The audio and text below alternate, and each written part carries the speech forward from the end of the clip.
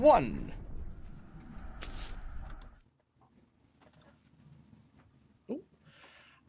Hi, everyone, and welcome to the Runelord Legacy. I'm your host with the most, your GM, Jared, and we are playing today Pathfinder, Rise of the Runelords, but the caveat is we are playing it in Pathfinder 2nd edition because originally it was written for 1st edition. Now, before I jump over and introduce the amazing cast, we just got raided, so thank you very much for the raid. But before I jump over to that, and it wasn't about the raid, but that was great timing. There is a storm warning for Michael. They're getting bombarded by a terrible storm. So if we do cut out, please understand we love and appreciate you watching, but we probably won't be back because as much as we want to play for everyone watching, we don't want Michael to run out into a torrential, terrible storm, get struck by lightning, and obviously get superpowers. That's something we don't want. Because who wants Michael to become Electro from Spider-Man? Not me.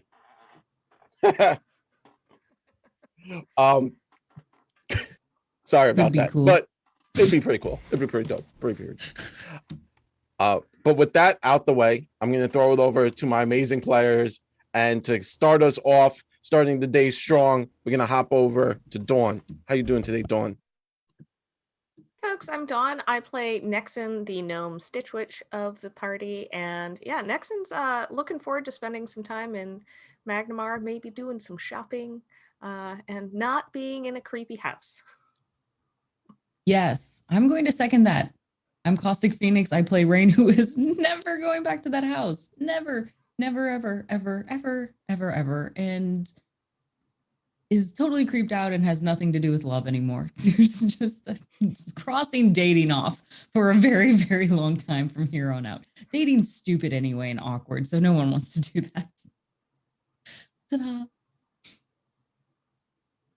And I'm Connor. I play Kaz, the halfling Oracle of Bones.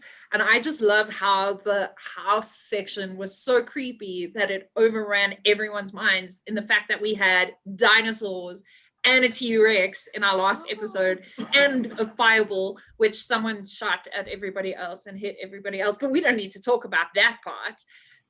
And everyone was talking about the house. The house is haunting us even beyond dinosaurs. I second that. I mean, I feel like we're all going to be traumatized to the point where we're going to be at the end of this, like a year or two down, and we're going to be like, do you guys remember that house? Oh, man. Haunted house. I fell in some mushrooms. I'm fairly sure that Carla ate a dude. I mean, I don't know. But yeah, no, hi guys, my name's Michael, I'm the Deadly Gamer. If you're here, then you probably know me because this is my channel, this is where I live. And of course, if you came in with the Dread Raid, I hope that you are having a wonderful and amazing evening. And if you didn't come with the Dread Raid, then I hope that you will have one as you join us for today's adventure. I play the role of Malvolo, the trap maker inventor, and his puppet Kalodi, who is just an ass. Like that's all I got. He's a jerk, and we love to make fun of him. But yeah, that's who I'm playing. Can we just say that Kalodi has the best names for his moves, though? Explodey, Kalodi, Floaty, Kalodi. I can't wait to hear what you come up with next. That's true. Did you purposely choose a name that was so easily rhymable? Well, actually, to activate my my nerdology, Kalodi was actually the name of one of the very first Italian puppet masters back when the art was first being formed, and I thus named the character after him. Also, the tabletop game Malifaux, which I love, one of the main characters in that is also called Kalodi, who is also one of the namesakes. So, aww. The rhyming literally just comes because I'm a child.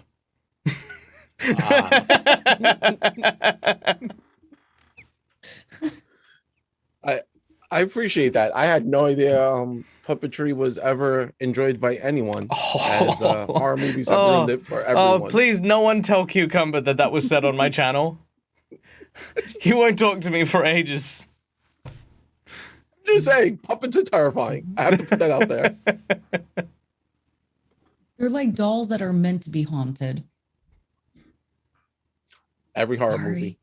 Yeah. Guys, but the Muppets though. You guys know that some of my favorite people who like show up on my channel are like puppets, right? Like, I But know, by the way, sorry. No, the Muppets Sorry. are good. Muppets in space are are like fantastic. puppets or puppeteers, Look. because that's All a right, different for those- thing. for- And yeah. if they are Dark puppets, Crystal was that's all right, awesome. quick shout out. Those of you who haven't done so, go check out Perception Studios. They are friends of the channel. They are felted friends who play D&D. They're amazing.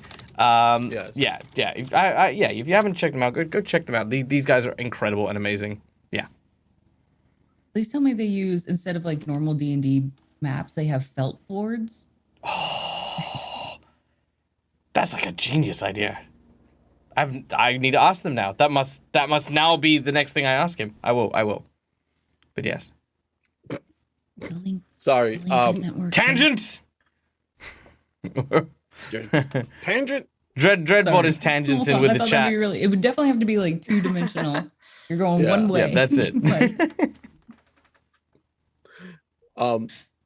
with that all said and the puppets handled, here we like to have fun, right? So not only are we amazing role players and we clearly are friends and hate and all have a small disdain for puppetry, we also like inviting the chat to hang out with us and to influence our game. And there are actually a number of ways. If you're new, obviously you came in with that raid, or if you're new here, there's a number of ways you can handle that. And through that, Michael's going to hit a button and it's going to pop up on Twitch, but I'm just going to run them down so that you can listen to my beautiful voice if you're not tired of it yet. So the first way is for $5. You could donate $5, help feed us all. You could give someone a hero point, and hero points do a number of things. Rerolls. If someone goes down, they could burn all their hero points to stay up. At the $10 donation, you could give a sin boon. And the sin boon, you could see, I actually am the only one with a sin boon. So, haha. Sin boons are based after, because we are playing Rise of the Runelords, and Rise of the Runelords, they deal with the 7 deadly sins, so gluttony, greed, lust, and such. Sin boons are magic based on that specific deadly sin, which is pretty cool. $20, you could give a nat 20, and all my players have a nat 20, so sad GM. And at the donation of $50, and our long-time appreciation, because that's a crazy donation, and obviously it's awesome. A mythic boon. So basically, a powerful ally comes and helps the party. Carla gets another wand that shoots fireballs at the party. Who knows what happens, and they're pretty awesome. And then finally, when we reach $100, that's the boss meter, and you'll see it at the bottom of the chat down there. And when it fills, we have an epic boss encounter. Last time when it filled, we had an epic bosses encounter, as it was multiple dinosaurs straight out of Jurassic Park, and that was pretty fun. And that actually takes us into the recap from what happened last week. So let's jump right into it. Our party, after finally handling the haunted house, found a few letters basically stating there is something going on in Magnamar that has to do with the murders and Foxglove. The party decided that they should head back to Magnamar. Well, head to Magnamar, as they've never been there. I think maybe one of you might have been from there. Nexon, I believe, had some dealings with Magnamar. No?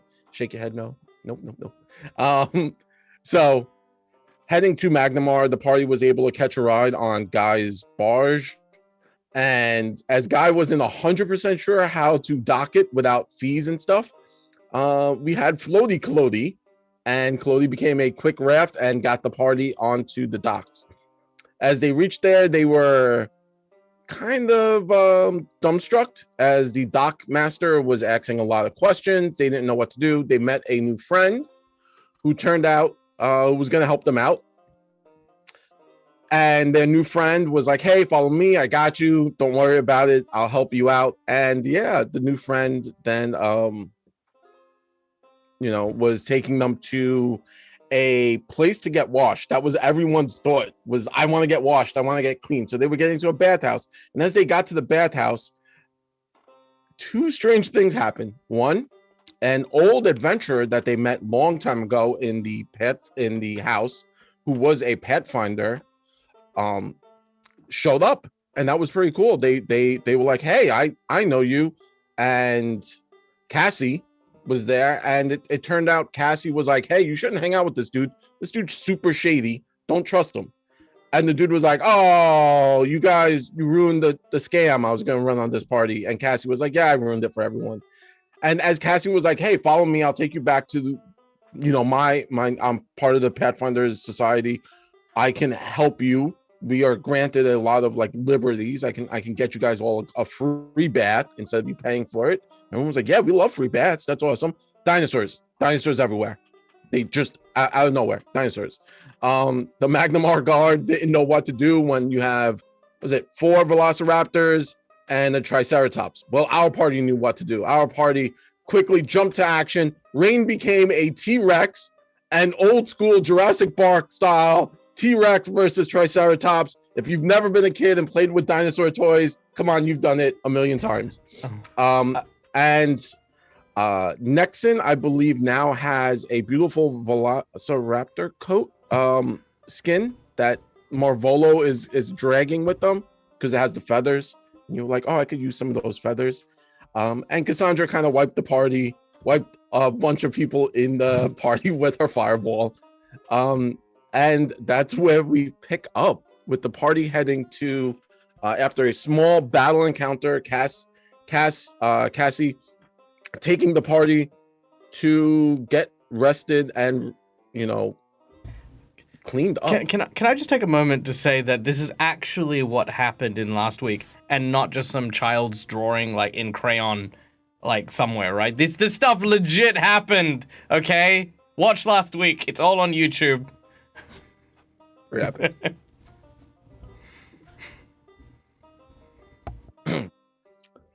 As the party follows Cassie through the streets of Magnamar, hustling as fast as you all can, Cassie taking you through the back roads. She knows her way around here. As that is right, the guards are still chasing dinosaurs. They're still kind of all over the place, but it seems the guards are kind of wrangling everything and figuring it out. You could hear the heavy boot steps every which way. People are running into their houses, scared. Cassie's like, oh, follow me. You all sticking to the shadows, running around through the back, and you come to a area, and all the houses are shorter, right? So Cassie is a halfling, and to the normal folk, Rain and Marvolo, the normal size folk, they're all about half height. Nexon and Cassandra, these are all normal size houses for you guys. You're like, hey, finally something built for us. And this must be like, the area where most of the halflings have congregated, and it smells wonderful. There are fresh flowers in, outside of fresh flowers, and things just got super weird. Like in the pottery box, those flower boxes outside most of the windows. It smells like honey cakes or just constantly biscuits. It just smells delicious. You must be in halflings in their tummies. And Cassie is like, hey, follow me. Come on. And she leads you all to a small tavern, right? It's shorter. Height-wise, it's a small tavern, but for everyone else, it's pretty large. It seems kind of rowdy inside. There's songs and then just being sung. She opens the door, she goes in, and just like in the TV show Cheers, she walks in, everyone goes, Cassie! And she kind of waves. She's like, hey, here are my friends. And Nexon and Cassandra, you guys kind of come in. Marvolo and Collodi have to duck down and hunch a little bit. It's not terrible, but you can't stand straight up. Rain, you kind of have to, I feel like you would maybe get down pretty low. Yeah. I've got and great strong legs. I'm gonna have to like almost squat walk at times. yeah. Yes. Oh, wait, I have an idea. If Rain is squatting, what I'm gonna do is I'm gonna grab Kalodi, and as I do, I'm just gonna start folding him. And he's like, "Hey, what are you doing? What are you? Hey, go!" And just, and I'm going to fold Kalodi into a like kind of almost like a back brace with like a kind of a tripod on the back. And I'm gonna offer it like a seat so that Rain can sort of almost like a swivel chair kind of wheel around forward. Because as we've established in canon, Kalodi is related to a chair. They Did he are. de-evolve back to his ancestors? Yes. Mhm. I kindly accept. Thank you. I appreciate it. As I take a seat, Kalodi, let me know if it's a little too much, okay? You hear this? Perfect. Thank you. I'm just gonna sit on him. We'll wait. You hear this creaking. All right. Well, this is a. Is he gonna get like a plus strength by the end of Yeah, this? that's it comes up, and then we call him. Lifting a But then we moose call the him entire Swoley time. Kalodi. Oh god, that sounds worse. I look around and I take in the interesting sights and smells as I want to see if they've got anything decent to drink, preferably some tea.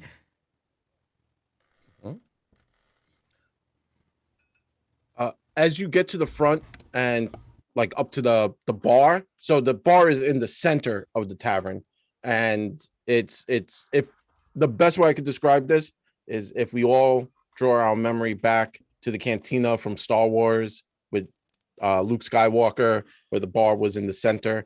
It's exactly that. You know, halflings and gnomes, and you actually do notice a few dwarves are in here, all enjoying themselves. The bartender is a halfling, and they are just, you know, doing the cup thing.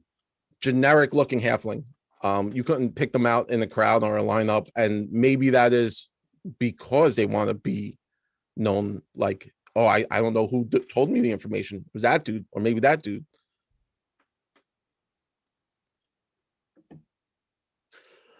Marvolo, as you go to the front and you kind of ask, hey, you know, what's going on?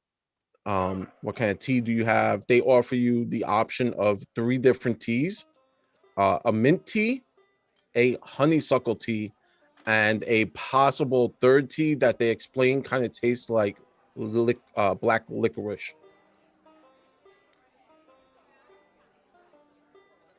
And a tiny wizard in the tavern casts silence on Goddamn Michael. tiny wizard! Oh, I swear every time. Again. I would like the honeysuckle, please. Coming right up, and halfling runs to the back, starts mixing a few things, and comes to you and sits down a pot of tea and a small, almost shot glass size cup. Thank you. And that it's gradually smaller than like a normal teacup. It's like shot glass size. Why are we here again? Cassie at this point kind of waves to the group and like calls you all over to a table she's kind of got in the back. And as you all get over there, you sit down. A halfling kind of comes to the table. Cassie kind of nods, and they exchange a few words.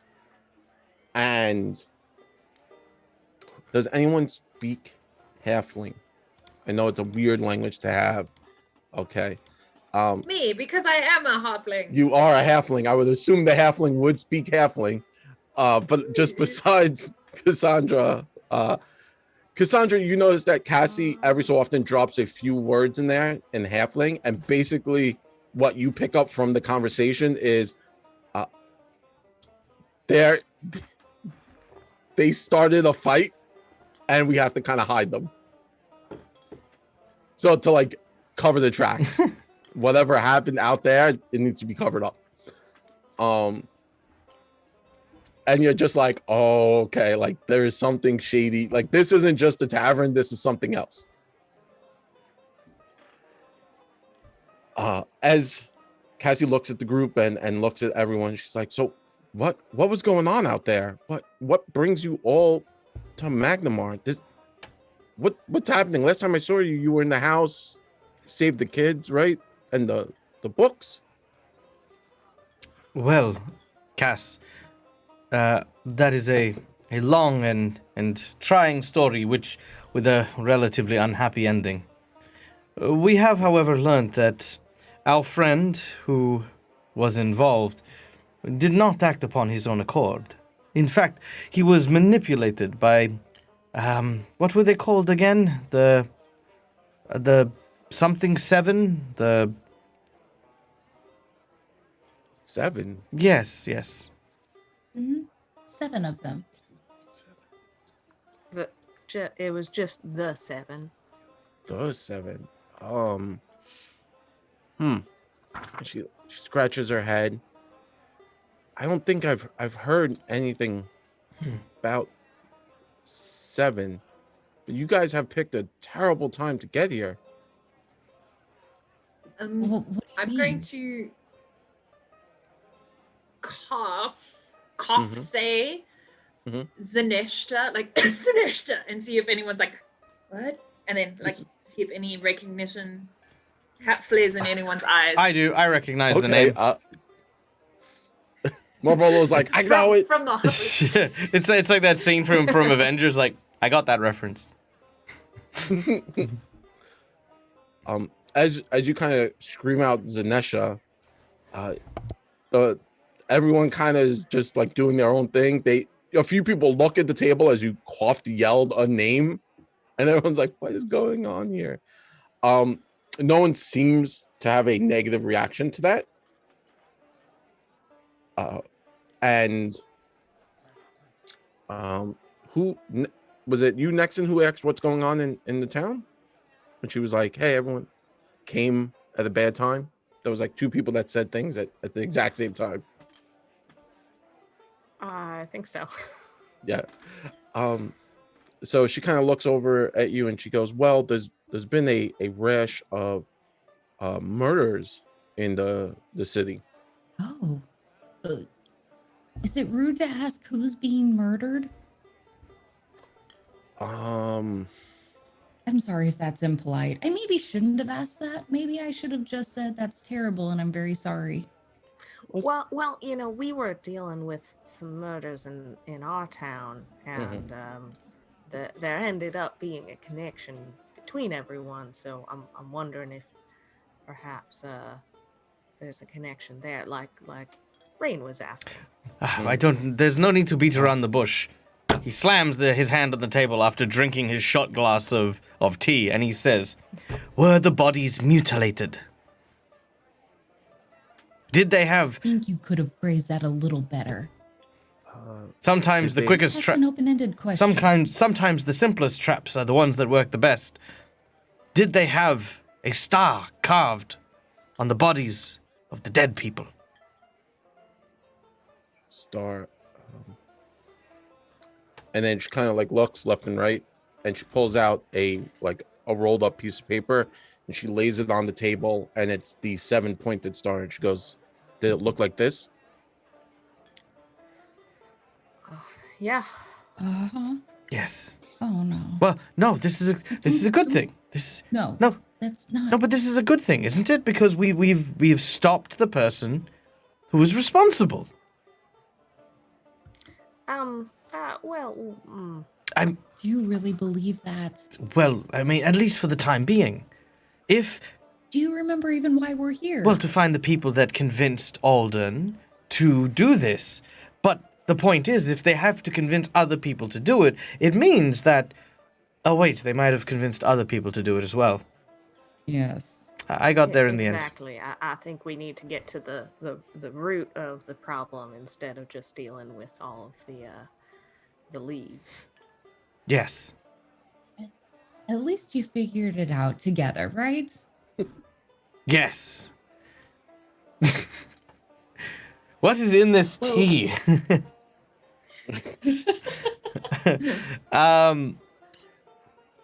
All right. Well, we do have one other lead, one other clue.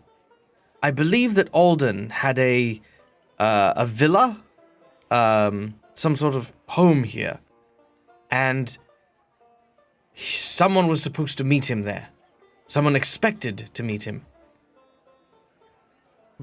Who had expected him to continue his murders as well. So, assumedly, someone who can lead us to an answer for both your town and our problem as well. Yes. Do you happen to know where we might find an estate run or owned by the Foxgloves?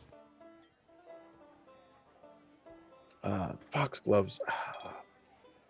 You know what? How about this? I will axe around. Why doesn't everyone settle in, take a bath, as that's, relax. And I'll find out as much information as I want. You all should be safe here.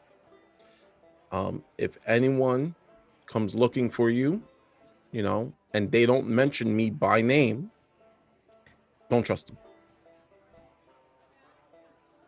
Okay? Right. Okay. Okay.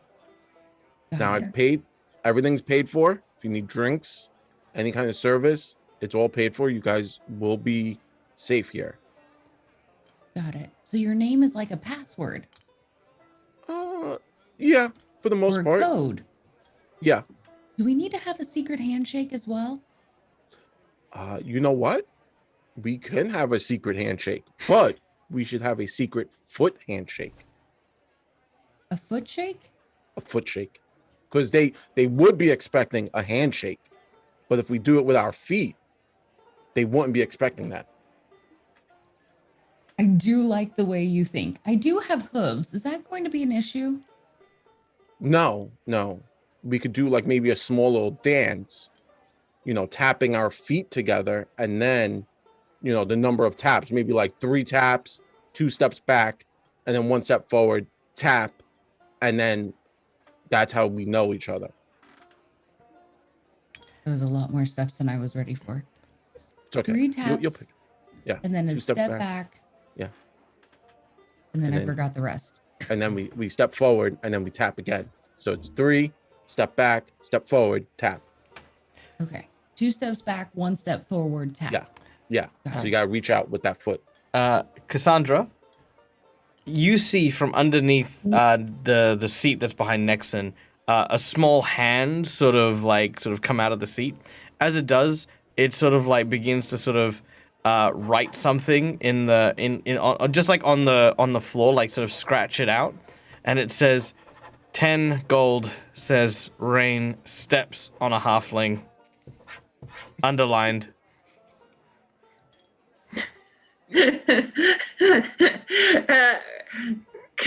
Kaz is going to in like hand signals say I'll take the bet that she won't. There's a soft thumbs up as the hand sort of retracts back into the stool. You all will see. You just wait. It's definitely gonna now be a reflex save for Rain on this bet. Oh no, that's not fair. Oh no. Okay, I have never been stepped on, so I mean, Yeah. she's got a good track very record. true. Yes. True. How many halflings are underfoot anyway? Come on. Literally, there's an entire subspecies of halfling called underfeet. Yeah. So, so Malvolo, he's gonna use this opportunity to. So this is my downtime idea. I'm gonna order 100 shots of whatever this tea was, because a shot is not enough. I'm gonna go and have a bath. I'm going to stay in that bath, and then I'm gonna do my laundry, multiple times. Multiple times. Yes.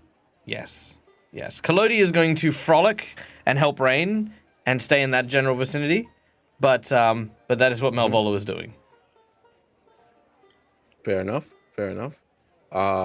So ordering 100 shots and being led now back to the bath/steam room. Everything kind of seems smaller, right? Like the steam room's really meant for like 6 people. It's maybe good 6 for halfling 2 people. 6 halflings, 6 people of the small stature. So it's like 2 large, 2 human, medium-sized creatures. So Marvolo kind of gets up and is led in the back by a host. Thank you. You have no idea. I've been through so very much. The host kind of looks you up and down, says, do you want any tailoring done? No, thank you. I'm quite all right. I just need a good bath and some laundry done. I will see to my own tailoring. I have someone who would get rather upset if I were to accept tailoring from someone else. Okay, not a problem. It's in the back, second door on the left. We provide towels, and May I I'm order gonna 6 towels? get a few more Yes, towels. thank you. Yeah, I'm gonna get a few more towels for you. And the halfling kind of says, just whenever you want to get into the bath, we suggest turning the water on and letting it run a little longer if you want it hot. Starts out cold, and I'll bring you your drinks in a few moments. 100, you said? Yes, please. Okay, not a problem. Good. Basically, I want to order a tea kettle of. Like a whole tea kettle, like a big tea kettle of it. Yeah. All right. Yeah. I'm gonna have a soak. I'm just like, just splish.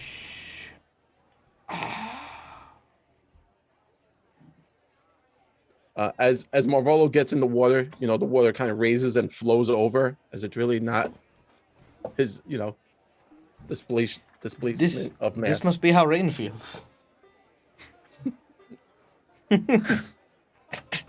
I imagine it's going to be much worse when I have to get in. Yeah. Well, you've also got going to start flooding the rest of the space. But you've also got like the tanned, furry kind of leather thing too. So you've got to like really get in there. Yes. Are my antlers like scraping the ceiling or something? Like as you can tell where I've been as there are like lines across the ceiling just dragging along. Yeah, just like a little bit. It's not terrible, but it's like you kind of like you do that like shoulders up, head down to like keep the antlers from. I'm duck walking. Just a lot of. Hi guys. Yeah. So, Rain, Nexon, Cassandra, what would you like to do as Marvolo has left the table and is just having a soak at this point? Would it could someone help me perhaps? Is there a small private courtyard or something and I could just get a bucket of water? I don't want to be a hassle or damage any more of your ceilings. So as you kind of like say that to the host, the host kind of looks at you and says, do we have something that can handle you?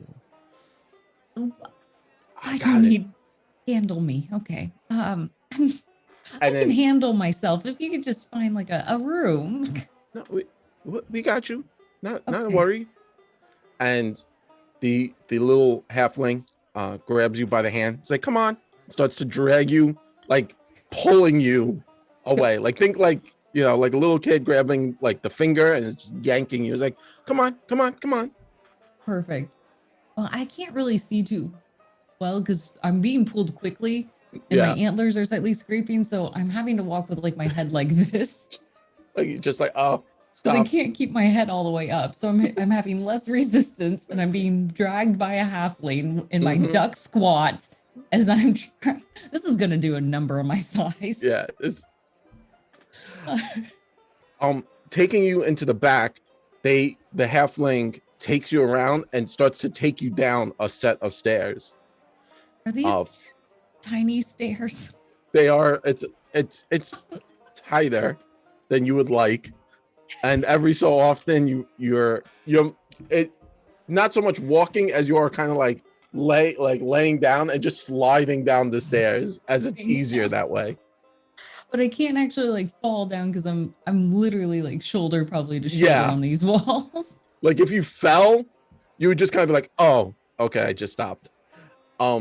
Going down the stairs, you're now taken into a large area, and it's kind of like their wine cellar. And this is the weird part. It's now higher for you. You can like almost stand straight. I have to respect them that they've got a big giant wine cellar. I mean, they're halflings. It's like the root cellar, wine cellar. There's food, drying meats every which way. And you look around and you notice that the structure down here is old. Like that, it looks older. It's made from like an older stone. You kind of walk. So this has been around for a very long time. Perhaps. Yeah, even like this. Maybe when we were here, when we were there back in the day, long ago. Yes. Maybe. Okay. You know what? Do a nature check. You got nature. Do the first roll of the game. Nature. I got them nature. How know that. well do I know rocks? That's really what you check. It's like, Yeah. 28. That's, rocks. You're I like, know rocks. yeah. This is an old rock.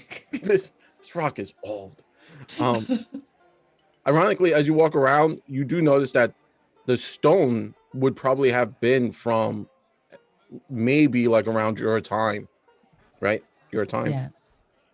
So Yes. this is maybe a structure that was created back then before Earthfall, or maybe around the time Earthfall. And as Magnemar was connected to that island at that point, and this city kind of built up around it. So think like Italy, like you have Rome, and then you have current Italy on top of Rome. So it's like that. And you're kind of walking in there, and the halfling's taking you, and the halfling takes you to the back, and you see pipes, steam pipes running every which way. And this is what warms up most of the water and everything else. And there's a bunch of little halflings down here, kind of tinkering with the pipes, making sure everything's in the pathway, right? Like I don't have to shimmy past No, everyone. no, you're fine. Okay. And it's now warmer down here, and they are like, here, you can use down here. And the host turns to everyone and is like, everyone out. And the halflings like, what? And she's like, out. Ah! And then they're like, what? And out. And the halflings kind of all like meander by. And the host turns to you and is like, I'll send down some fresh water and a scrub brush. Anything else you would like? If it wouldn't be a hassle, like a small fruit or something. Fruit, not a problem. Yeah. I can make that happen. That is not a problem. Perfect. Like an apple. Apples are fantastic. Apples. Ooh, or send down berries if you have some in this region. I know it's a bit far away. I'll see what we have. I'll double check. Okay. So Nexon, Cassandra, Rain is kind of dragged away by halfling, and you guys are kind of up I'm here. just taking like this bucket of water, just like splashing it. They're like, they left you a bucket of water. They got to get more water for you. Yes. So Nexon, Cassandra, what would you two like to do or X around? I'm just gonna lean over because I was gonna tell everyone, but everyone just disappeared. They just started running. They're like, all right, we're out. We got stuff to do. So I'm gonna lean over to Nixon and mention that what I heard them say in Halfling was how they were gonna, look after us and be a place for us to lie low. So I don't think this is a normal tavern. I think, Gotcha. yeah, I don't think it's Fun. underhanded. Cassie seems, but it seems like they're very good at hiding people. I suppose that's good to know. And I was planning on changing up some of my clothes to blend in a little bit more, fit in the city. Seeing a few styles here, I can do the same for you as well. And that way we kind of can, when we do leave, don't look quite so much like a sore thumb. That would be amazing. Thank you, Nixon. Um, I do think we should, as soon as it seems safe to do so, head on, try and find Alden's townhouse. Maybe if nobody here has found it, I don't know, would a like town clerk, city clerk have that kind of stuff on record? Maybe, or I just wonder if we ask someone official if it won't look suspicious if potentially people do turn up dead Mm. at the townhouse. I know So I know maybe- he didn't maybe see maybe we're go ahead. Sorry, Nixon. I know Cal didn't seem, he was just trying to make some money, and maybe his contact actually might know. It's true. Well, and maybe to avoid any suspicion of maybe we're trying to deliver a package and we went to their manor and no one was there, so we knew they had a townhouse in here, but don't know exactly where. Kind of come up with a little bit of a cover story. Ah, smart. We would need a package. Let's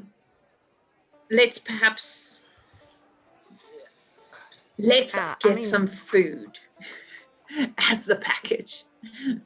Kaz is obviously very hungry. Oh, I like that. I was also going to suggest the painting that we found at the manor. We could do both. We've got a painting and we've got maybe like a bottle of wine or something. Yes.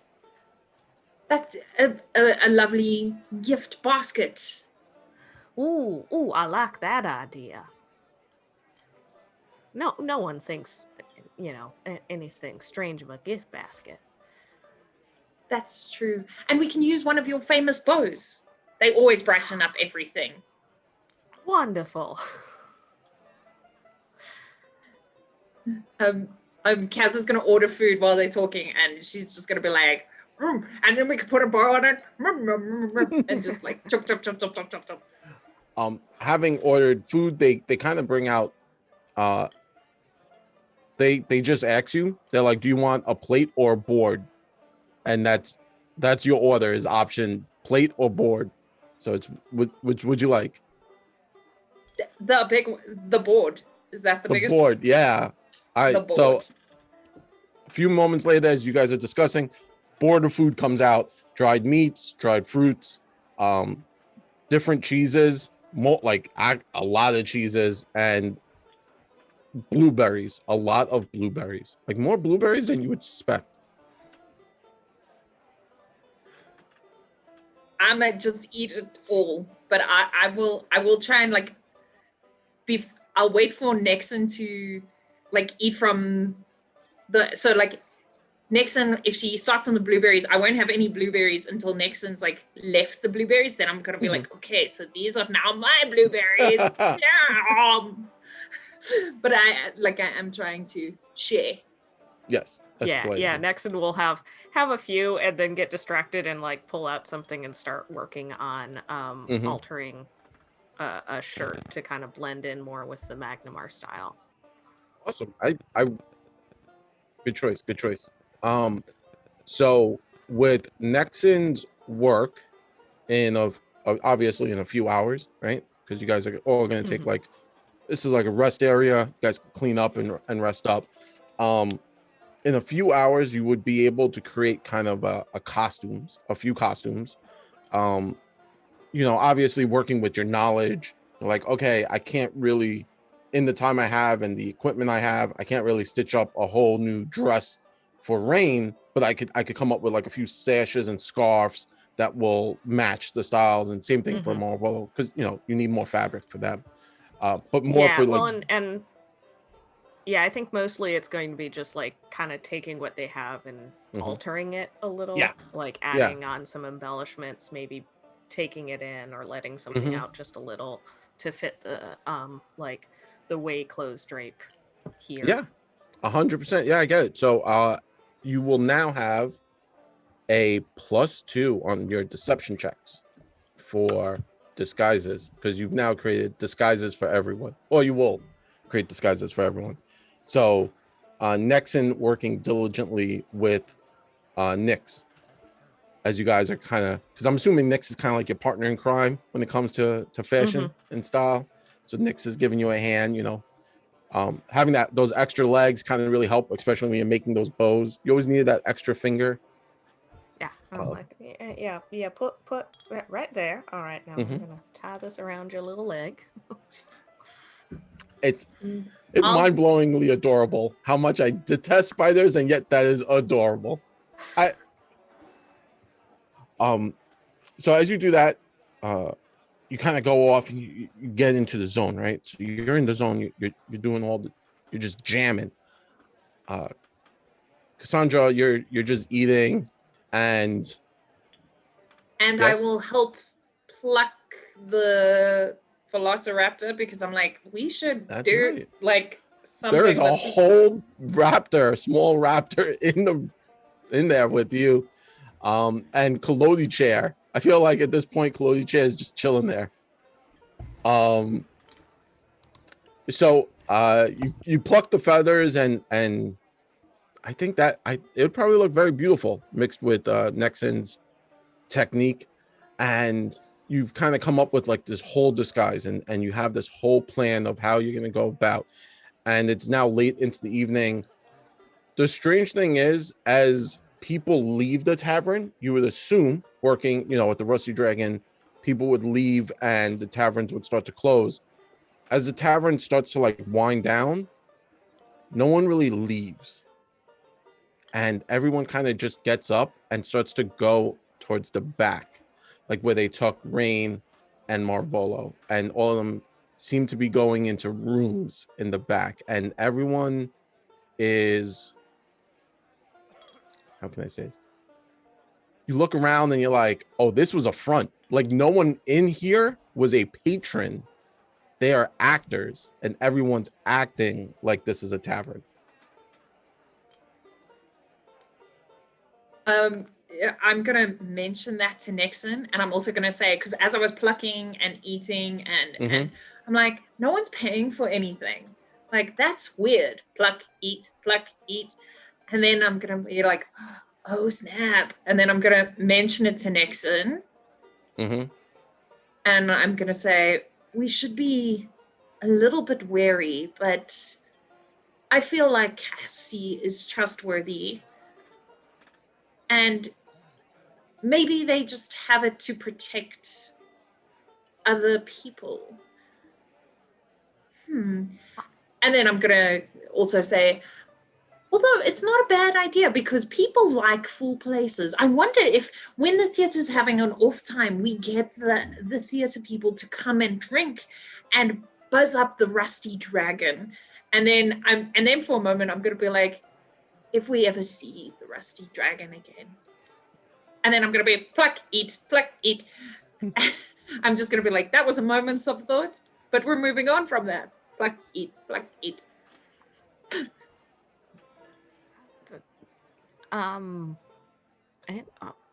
So it's a front for something. Nixon's gonna kind of look around and see if there's any hints for maybe what kind of front, like what is it a front for?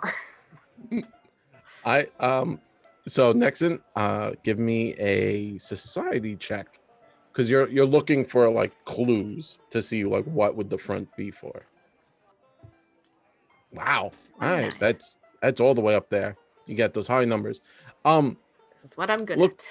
yeah, looking around, you notice you now that Cassandra was just like, oh, this was shady, like none of this was real.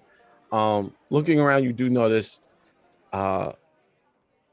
small things start to like stand out. You notice above the bar, they're just all different flower arrangements, and you remember the gentleman that spoke to you, the scam artist. He was like, oh, I worked with the Bellflower Network, and flowers have that specific meaning. And Cassie knew him, and they never said how they knew each other. And now it's kind of all coming together. You're like, oh, they must work for that network, and the flowers up there all mean different things. And that's kind of how they would give clues to people walking in. Like if I came in and I saw a certain arrangement, I'd be like, oh, that's what's going on. But if I'm a guard or someone bad, I wouldn't know. I'm just gonna lean over and whisper to Cassandra. I was like, I don't think we have to worry too much about what this front is. I think it's the same group that Cal was associated with, those freedom fighters. So, I'm not too worried about Rain or Malvolo being, gone so long. And then Kaz is gonna stop with the food halfway to her mouth, and she's like, "You're right. They've been gone a long time." Kaz was like, not even what, and she's like, "Yeah, I'm sure they. I agree. I'm sure they are fine. That's why we haven't been worried." I'm gonna just real quick. Do I have it prepared? I do. She's gonna real quick pull out a thread and kind of stretch it like you would, like if you're using the like 2 cups in a thread, and cast a message to Rain and just say, just checking in that you're enjoying a nice bath and everything's fine. It's a process. Rain is still working with just like buckets, like one bucket at a time. As she's been like, okay, this bucket's for my arm. This bucket's for my other arm. The antlers are taking forever. I don't think I have a mirror down here either, so I don't know if I'm getting all the blood off. All right. Well, Rain's fine, and I actually wouldn't mind getting cleaned up as well. So maybe we can find Malvolo. Xing, one of the hosts in the area, asking them, hey, where is the bath to kind of clean up? The host kind of is like, oh, please follow me. And at this point, you can tell who the hosts are and who aren't. They're all just wearing a very standard, just brown. It's like all one tone brown. Brown belt, brown boots, brown tabard, and that's really it. And you're just like, wow, that is one way to brand everything. Just all brown is, I guess, you stand out the most. And the host kind of takes you to the back and it's like, oh, come with me, it's not a problem. And they take you to the back, and as you go to the back, the host kind of looks and sees that Marvolo is kind of in the tub. And as it is made for multiple people, but multiple short stature people, he's taking up most of the tub. And the host is like, we'll use the other tub. And, takes you to a separate room. And this one has already 3 people in the tub. But, it is made for enough people. And you could kind of clean up and, and they give you they run to a back room. They come out. They have like some towels, and like, please, enjoy. Put your clothes here. Put everything there. Do you need tailoring done on any of your clothing? No, I do all my work myself. Oh, wonderful, wonderful. Stacks everything up and gives you kind of like a little basket, same thing that Marvolo got, but Marvolo got 2 baskets for the price of 1. And says, put everything in there and put it in the cubby, and it'll be here when you get out. Not a problem.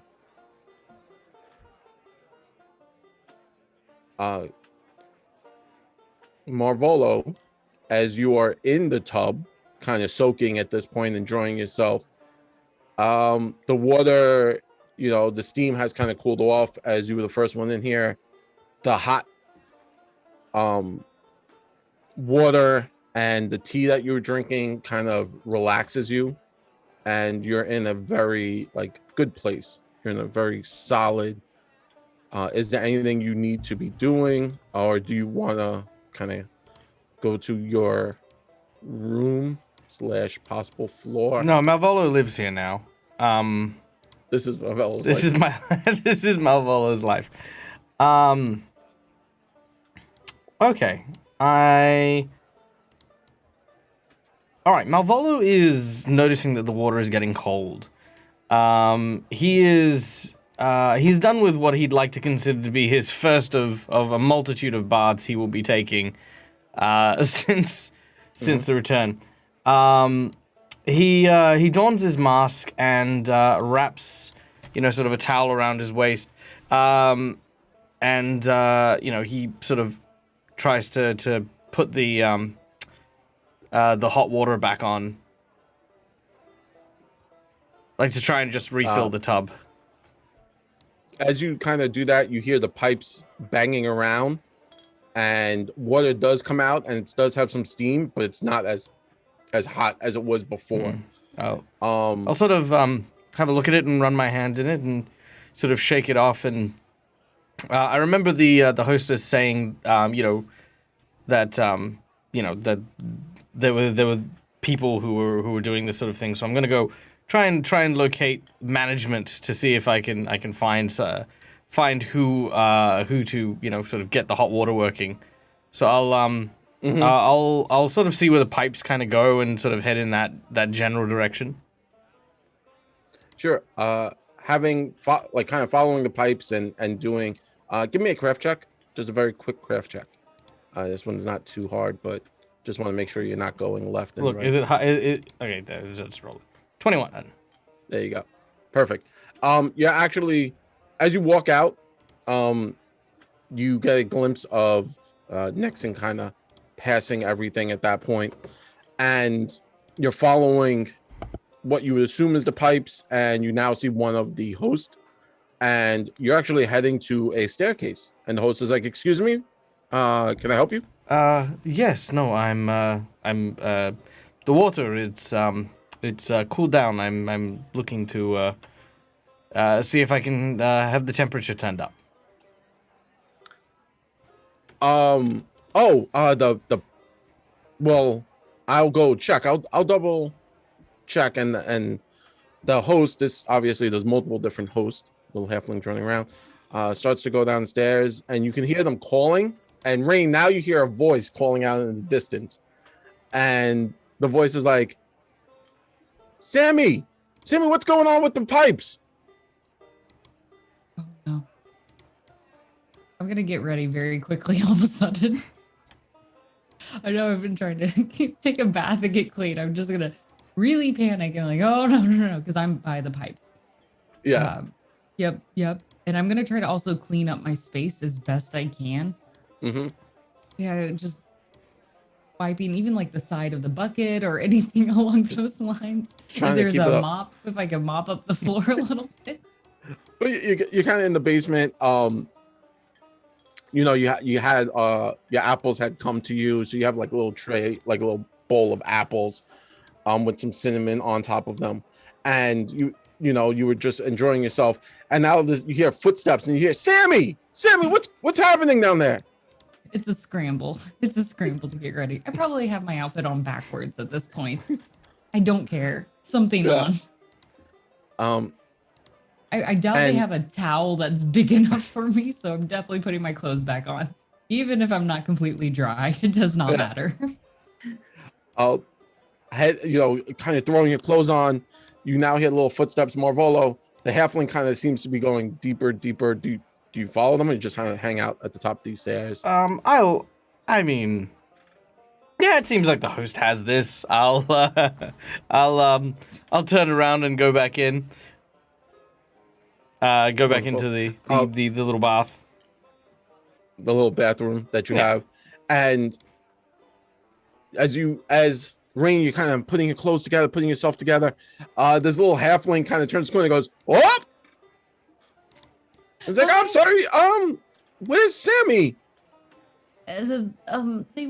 Everyone down here was asked to leave, unfortunately, because I'm very tall and this is a warm place in which I can bathe with buckets of water. I'm sorry. I'll just go ahead. I'm gonna pick up my bucket of water. It's like, grab a couple of apples. No, it's okay. It's okay. I'll be fine. It's okay.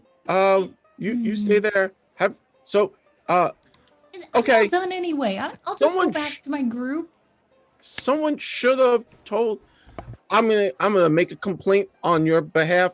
They should have put a sign up or something. That's just a problem. That's our fault. I apologize. You stay here. Are those apples? Those are apples. I'll get you some new apples. What kind of apples you want? Red apples, green apples? This is way more apples than we need. Really, we'll get you more apples. Not a problem. One for me and one for Twilo, and we're okay. I really don't want to impede at all. Some more apples. I got more you. Awkward. Apples. I don't want all the no. Your boots are, your belt's on back ups. You're fine though. You're fine. Just stay. Just try and. You got everything. You know what? I'm sorry. I'm gonna go. We wear belts. I'm going. And then so the halfling kind of turns and lets out a yelp as they're just kind of like, oh! And then they get like scramble towards the stairs. You can hear the little footsteps like running up the steps, like and then turns and is like, "Oh, where's the apples? I need apples." And then you see another, like, you could hear them upstairs screaming apples now, and everyone started. Cassandra, next and Marvel, you could just hear people screaming about apples, and it's the most like obnoxious, like it's weird, and they kind of.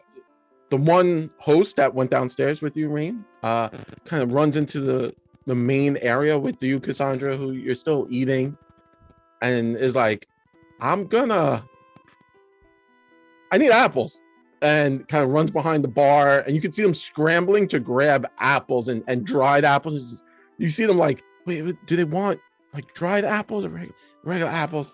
And putting apples in like a basket is like now running down to like give the apples to Rain, and now this little halfling comes down the stairs with a basket of apples for you, Rain, and they're closing their eyes and they're bumping into pipes, and the little halfling like bumps and like you hear the steam. It's like and it's like I got you apples. I'm sorry, apples. I didn't. Okay, well thank you. This is more than plenty. You've been an excellent host. Please. Let them know that I'm incredibly happy and you don't need to do anything else, and I will be all done being here and I will enjoy all these. So the halfling has that, the hand over their face, like, nope, it's our pleasure. I'm sorry. I'm just gonna go back and let everyone know that the steam is out for now, and Sammy has taken their break. If that helps. My belt is on frontwards. No, you do you. I don't want. I'm sorry. I apologize. I give you your privacy. You got your apples. I'm just gonna go. I'm gonna put a sign up saying, someone's down here. It's occupied. So don't worry. I apologize again. And the halfling kind of turns to like walk out, and then does a ding as they slam their head into one of the pipes by accident. Like, it's fine. I think you might have a concussion. Can I just help you a little bit? He's like, no, I apologize. It's my mistake. I'm sorry. I'm gonna go. And you can see them like touching the head. Ah. And then they get to the stairs, and then you hear them going up the stairs, and then there's like a and then it's, I'm fine, don't worry. And then they start to walk up the stairs again, like they slipped a little bit. Oh no. Are you sure you're okay? It's cool. It's cool. Don't worry. We're cool. Everything's cool. Ow, my head. Rain is just going to sit down on the ground like, I am a mess. This is a mess. I'm out of place here. Am I just like sitting in the darkness of the steam room? Yeah, I mean it's dark. It's not like pitch black, right? Like there are lights down there. Just not a lot of them. And you know, you're just down there, and as you like look around, you see kind of in the corner, your little fungus Leshy has like taken up residence and is just standing there looking grumpy with that mask over their face. What? You have something to say? Oh, grumpy. Good grief. She's going to open up her little satchel that was holding Twilo safely this entire time and go ahead and coax him out with a little bit of an apple. Are you hungry? Do you want something to eat? I'm going to kind of slice it up, and I'm going to pick out those seeds, and I'm going to toss those seeds over to my Leshy. The apple seeds and the Leshy, it hits like you kind of toss it, and the Leshy kind of like puts one of their fingers out onto it, and then you just see the seed kind of like get sucked up into the finger. Do you want more? If you do, you're going to have to come out of that corner. Come. Do you want? I will give you more. I'm going to start slicing and kind of like hold the seed out a little bit out, but closer to me. Do you want it? All right, of course. Then come get it. Apple seeds. All right, get the apple seeds. And then it grumpily like walks out the corner. He's like, I'll take the apple seeds. And then touches your like the apple seed, and you can see it like get sucked up. Like apple seeds. We're going to slowly do this again and again until he's right here in the circle. So we're having a happy family circle dinner time together with our apples. Twilo on my right, my Leshy on my left. And I feel like all eating apples. I like Twilo's eating the apple, and every so often looks at the Leshy and is like, just doing that thing. Like, I'm keeping an eye on you, Leshy. Oh. All of a sudden, from like behind where you happen to be, you just hear this audible crunch of an apple, and you hear from behind you, "That's disgusting. Apple seeds are gross." Oh, Kalodi. No. I forgot. I'm sorry. Oh my gosh. Have I been bathing with Kalodi here the entire time? Yeah. I forgot. Kalodi, I'm so sorry. Kalodi. I'm going to put Kalodi across so that way we're all like, Kalodi's now in between Twilo and the Leshy. I'm so sorry. I forgot. Do you know how waterlogged wood gets? I didn't think you were. I completely forgot you. Brain is just mortified and staring at the ground, not even sure what to say next. I forgot. Oh, you saw nothing. We're both going to pretend this never happened, and you can have an apple. And also, I know the seeds aren't really great for anyone else, but I don't know, it seems to really match his personality. So I thought a little bit of dangerous seed would be, fulfilling for him. That's super weird. Also, Well,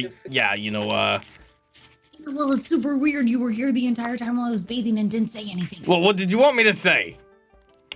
I don't know, like coughing your throat, so I know that you're. I don't have lungs. Okay, you know what? It's fine. It's fine. We were here. Nothing happened. You tell no one. That took a turn. No. Okay. What you saw. I didn't see nothing, okay? Not Malvolo, not Nexon, not Cassandra. You tell no one. I'm kind of imagining Kalodi then takes a quick look at Twilo, and Twilo's just sort of like this tiny squirrel that's just gone.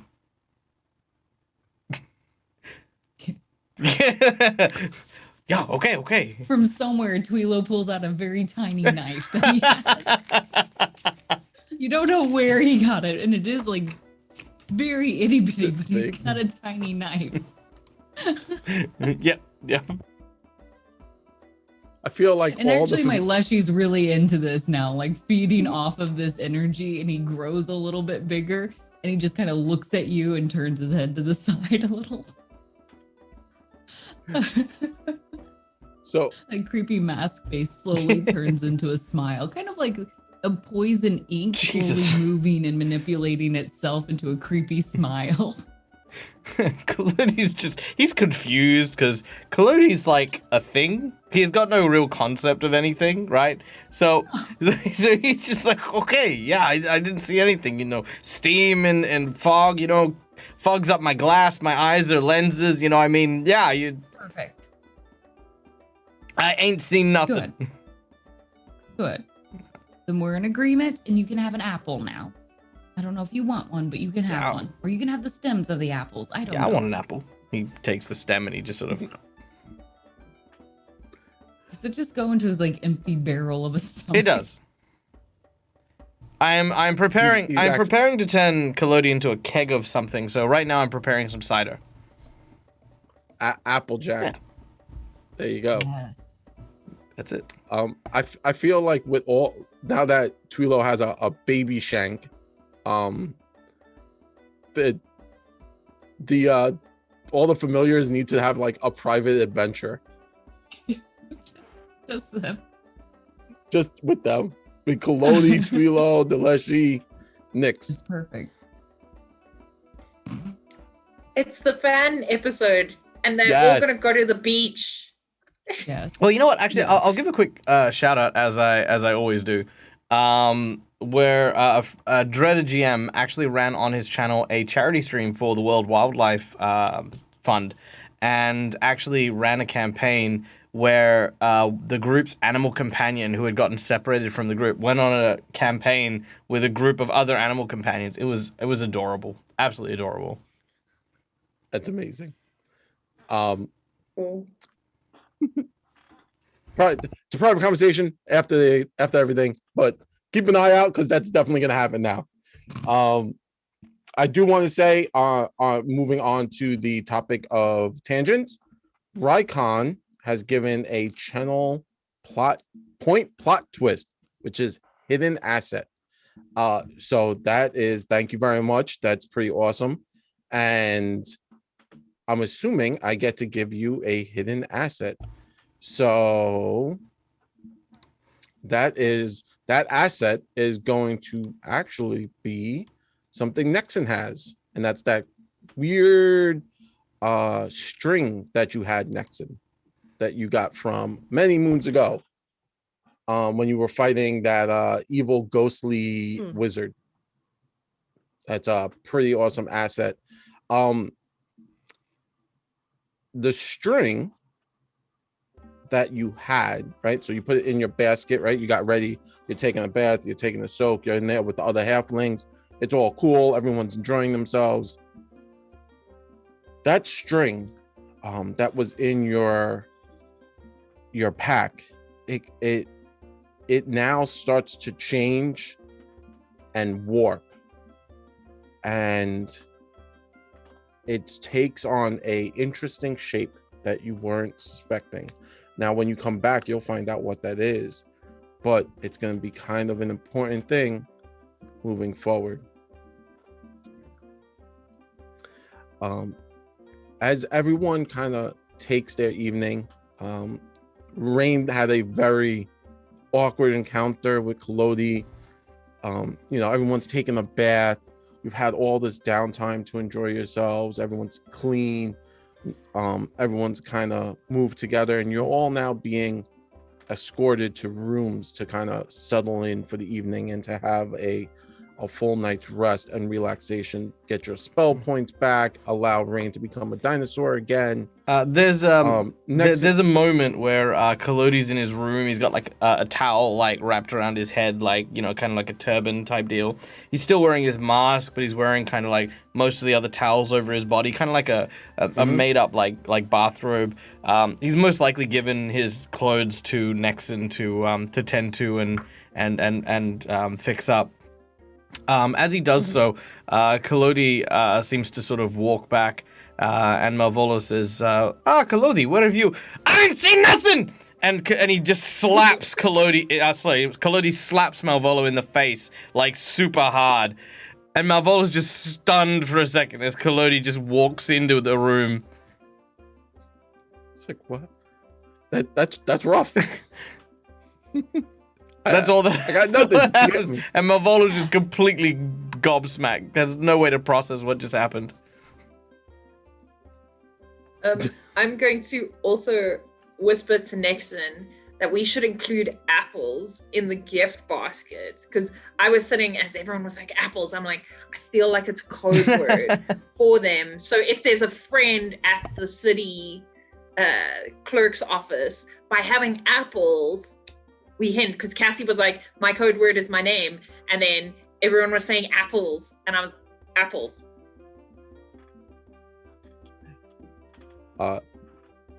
Nexon, as you kind of come to pick your stuff up, talking to Cassandra, figuring out that apples now need to be in this basket, you notice that twine, it's now kind of twisted and shaped itself into a small little person. It looks like a little, you know, those little doll people. Mm-hmm. So it's like big, you know, twined head and it's a little itty bitty body. And there is definitely magic coming off of this, an aura of enchantment. Oh. Yeah, once I get to like a room or someplace a little bit more private, she's gonna kind of hold on to this and like let Nyx come out and kind of perch like on my hand looking at it and try and figure out what it is. So can I use my crafter's appraisal to figure out? Yeah. So you just roll craft and yep.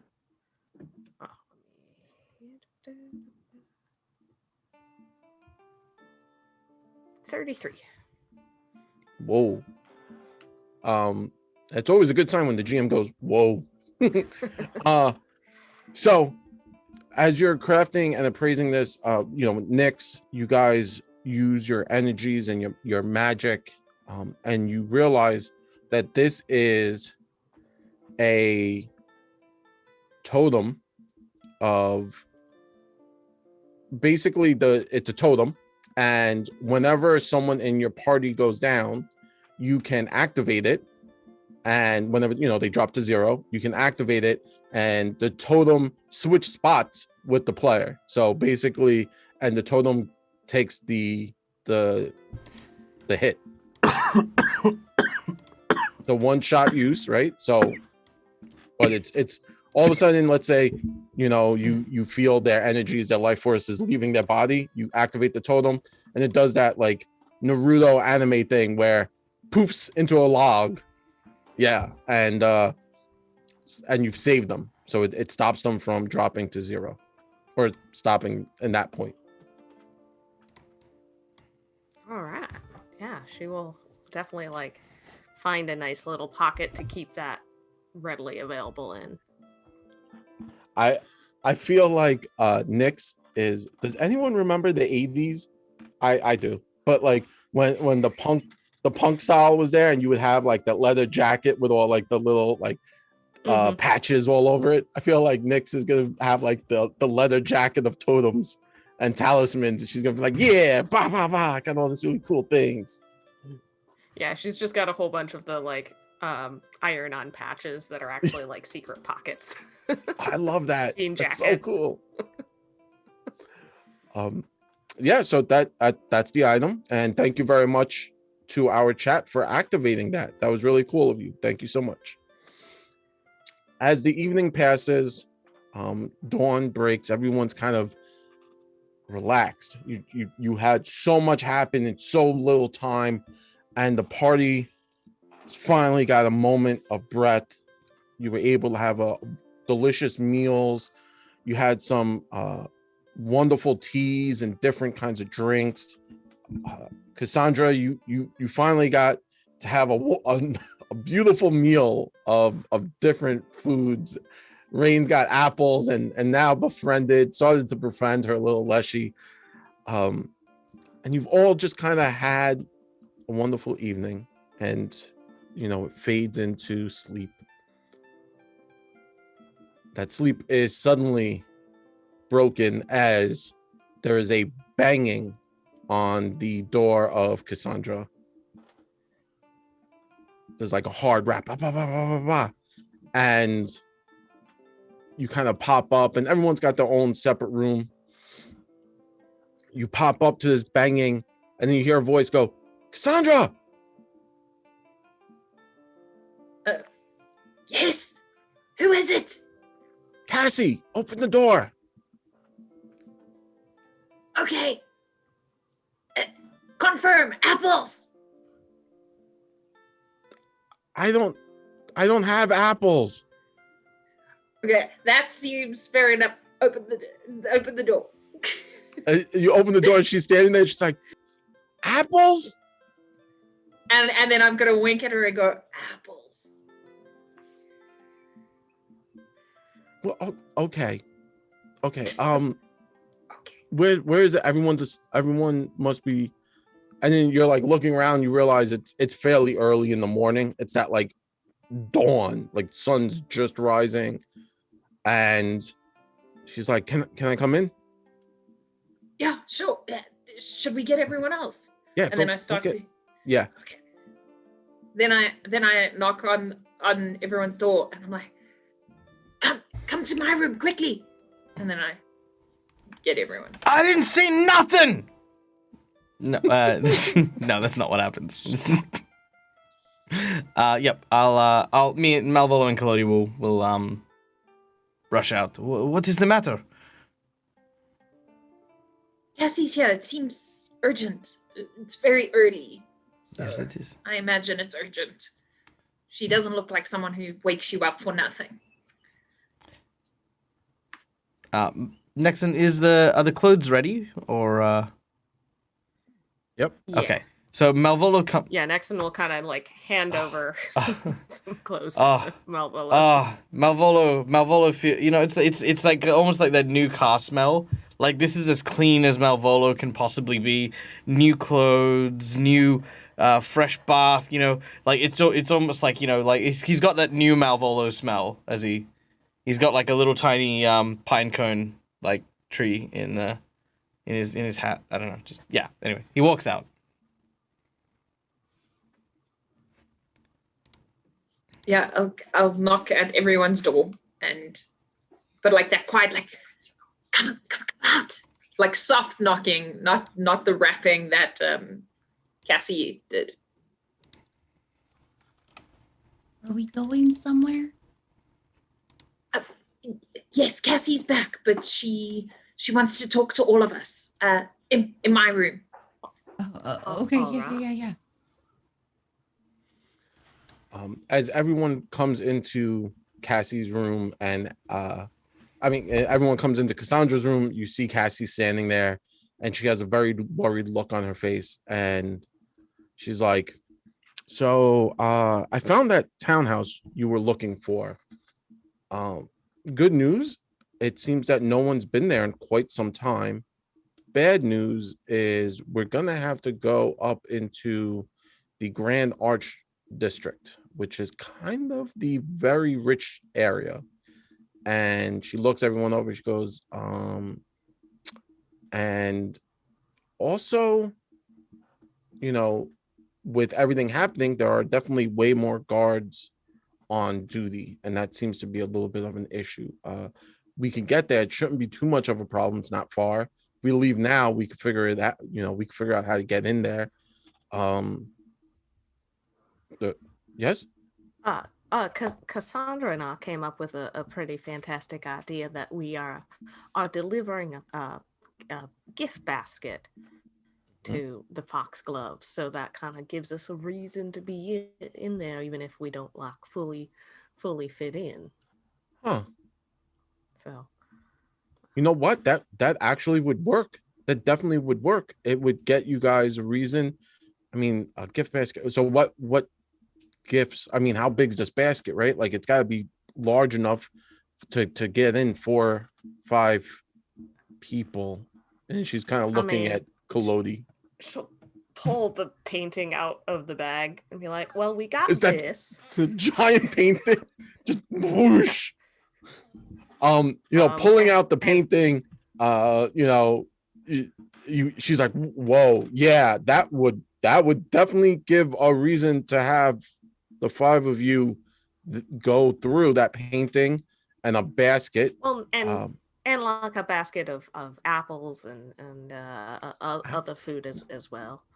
What is with apples? Like, as soon as I came here, I saw Cassandra and she said apples. Is that the cold word now? I'm gonna say, Cassie, I'm like, I figured out your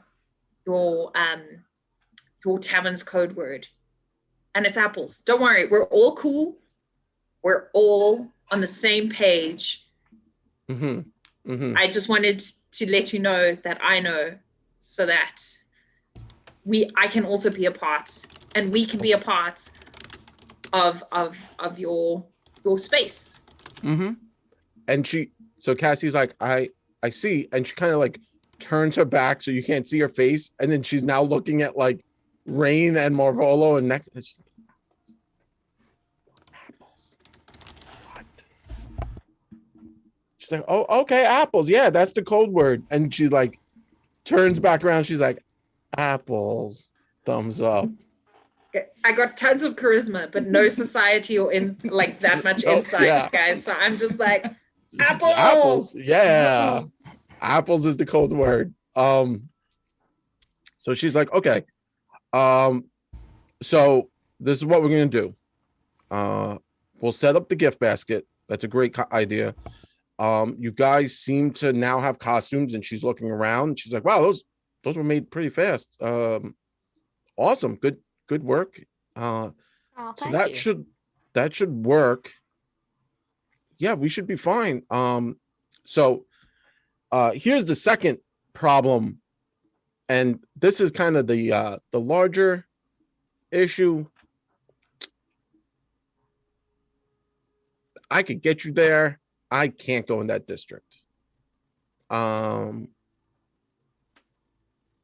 can I say this? I've ruffled too many feathers with certain people. Oh, I understand. I had a similar situation in my hometown. There were a number of families that I could not. They would be quite angry if they saw me. So I understand. Could you give us directions or draw us a map? Yeah, not a problem. I'll take you to like maybe a few blocks away.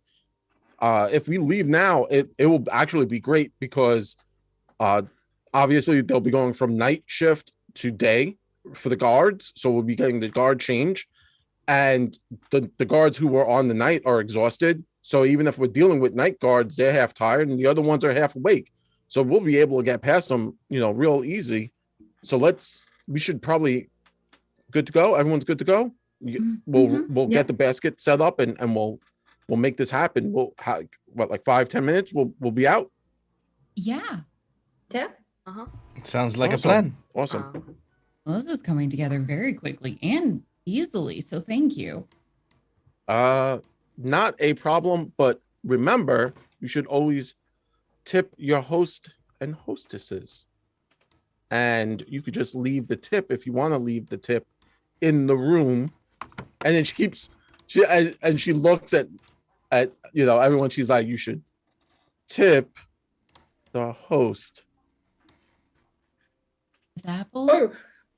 Oh, I take the rest of the information about the lich and I put it on the table. Ah, there you go. There you go.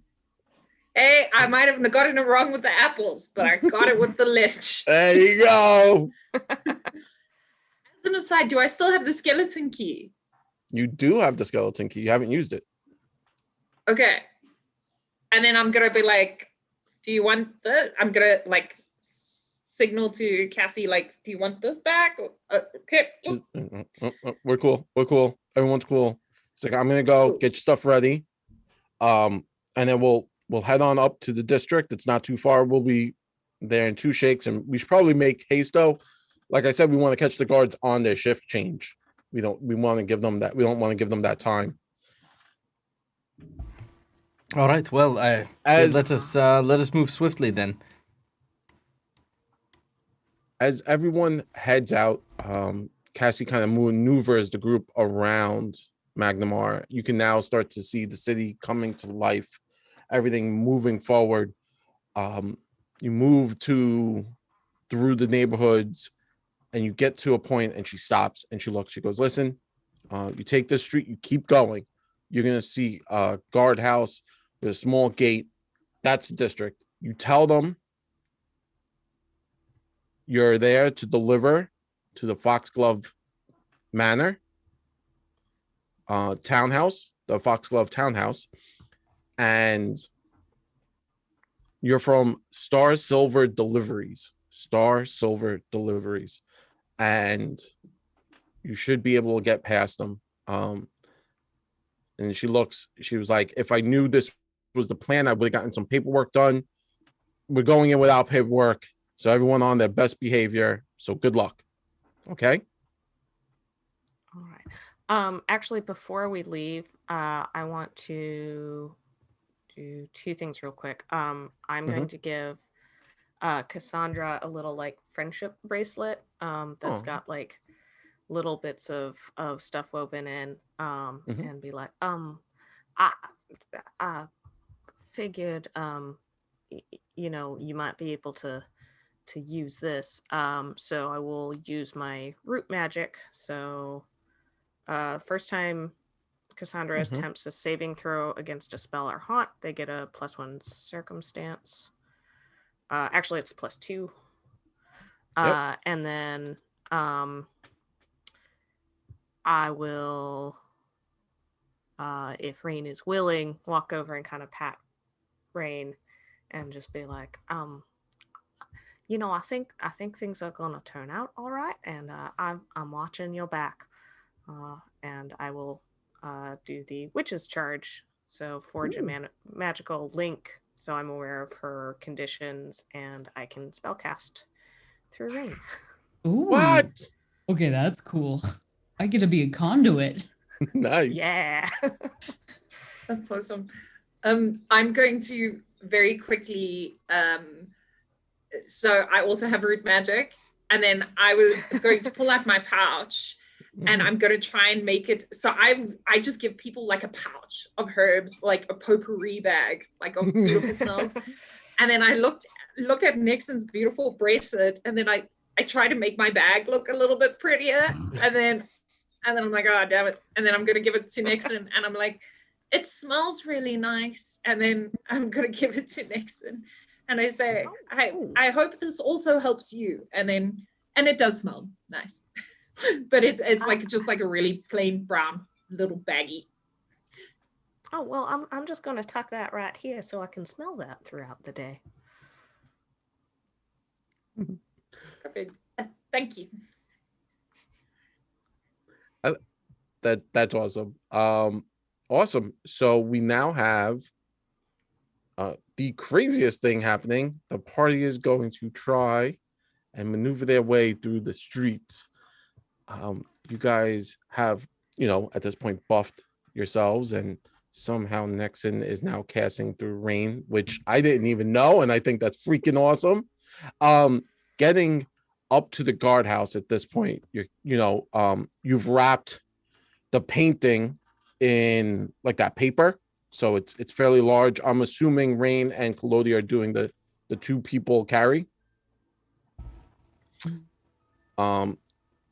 Moving forward, the guards kind of look at you. One of them is asleep in the guardhouse, like dead asleep. The other guard is just standing there and looks grumpy. They are just upset. Who goes there? What's going on? It's us. It's The Star Silver Deliveries team. Here Yes. to make sure your deliveries shine like the stars and silver. oh, all right. Paperwork, please. Sure. And then I'm gonna start fake fumbling in the clothes, and then I'm gonna be like, Kalodi, you were supposed to break. Do you have it? And then I'm gonna like wink at Kalodi, like fake fumble, and then we'll have we forgot. Oh right. Yeah, no, I got the delivery note that's just right here. And he starts rummaging around.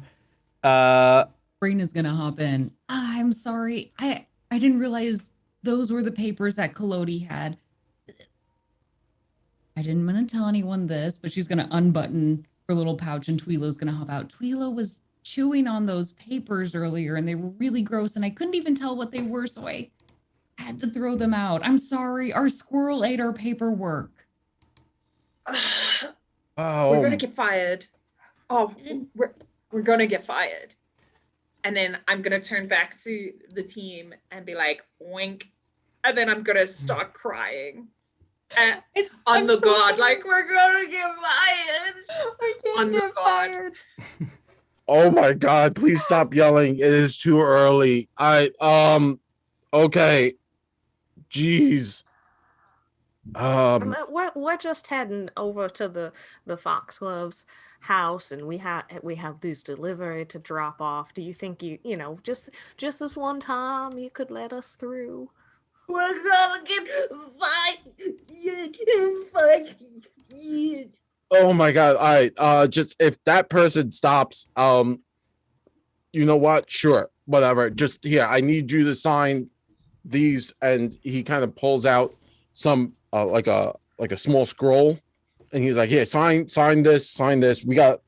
I just need to know where you're going, who's going, how many of you, 1, 2, 3, 4, 5, 5. You just write something down on 5, and he's like, all right, sign here, initial here. Malvola will sign a fake name. Okay, signing a arbitrary fake name. I'm gonna call Joe him Schmo. Joseph Smith. There you go. That's super rare. I'm gonna hug the guard and say thank you so much. Hug. God's like, don't. No problem. Please, everyone, go. Please, just go. Oh, geez, go. I do not get paid enough for this. Have a wonderful day. Yeah. And then at this point, the other guard looks up, and you could see them kind of talking to each other. And I need 2 things to happen. Firstly, I need a perception check from someone. All right, 16. And secondly, ooh, there it is. Kalodi. Kalodi sees everything. No, Kalodi sees nothing. I can't stress this enough. I didn't Kalodi see saw nothing. Glass anything. eyeballs. I feel like that is now officially a running gag for Cody. His massive Yep. perception Well, he saw doesn't see nothing. anything.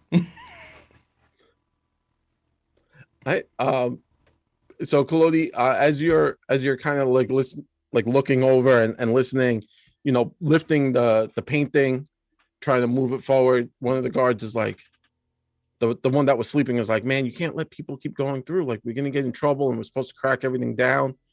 And the other guard is like, oh, look, they keep crying, and he's like, I don't care if they cry, just don't let people through.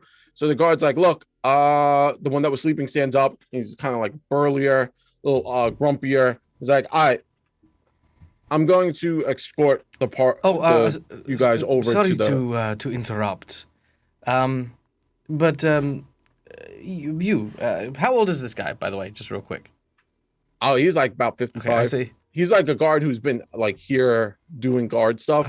I don't mean to speak out of turn. You see, I'm just working the night shift to try and pay for medical college. Do you have a family history of gout by any chance? Yeah. What's gout? Well, it's a pain that a shot. If you mind, I'm going to gesture back at the seat that he was in, and invite him to sort of sit back down. He's like, what? So he sits. He kind of like props back down. And he does that old man Yeah. like. Ugh. Have you sits have you ever down. experienced sharp pains in your foot when you stand on your feet for too long? Yeah, that's why I sit a lot. They complain all the Oh, time. well, it's actually not something that should be a. And I look at the other guard and I say, for shame, this man it actually has quite a severe medical condition. I am actually surprised that you have been managing the pain for so long. Tell me, does this hurt? And what I'm gonna do is I'm gonna like as I'm pressing into his foot, I want to use one of my snare barbs and just sort of jam it into his into the sole of his boot and into his foot. Does this hurt when I do this? Okay. Okay.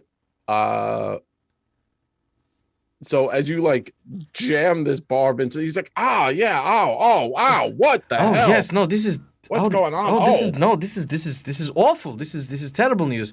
You have advanced to at least stage 3 or 4. When was the last time you saw a cleric? I don't. just That usually, explains it. Listen, you no. must go to your cleric for regular checkups, I got a little especially at your age. Nope, I am no. Ah, My sound like my. okay, come on. Oh, What? I'm What okay. happened? Nope, I think I'm okay. All right. Yeah. Storm warning. I could Yeah. see you. Okay, Good. we're moving. Yeah, we're moving. All right, good. All right. Storm warning. So, yeah. Okay. Sorry to reiterate. I say, well, when you get to an age such as yourself, it gets more and more important to be able to have regular checkups with your cleric. I know it might seem embarrassing, and they may seem scary, and they may charge quite an absorbent amount, but you cannot put a price on your health, especially with your leg in such a condition. Look, I'll All right, Marvolo. Look, I'll tell you what. Stay off your feet for the time being. Once we're done with the delivery, I'll have a look at it for free, and I will let you know if you need to go see a cleric. But you can't be on your feet. I mean, I just don't want you to exacerbate the condition you already have. It would be unacceptable. It's like, I would like you to make a Damn it. one of those charisma checks. That was really good. So you do have Nexon's disguise, which counts. That was a very good conversation, right? So everyone could give me the nod, right? So you'll have a plus 4 on your either deception or your diplomacy, either or. You could choose which one you like the I most. am going to lie to this man. There you go. All right, that's a 22. That not bad. With all the pluses, I'm assuming. Yeah, that's with the pluses included. There you go. Cool.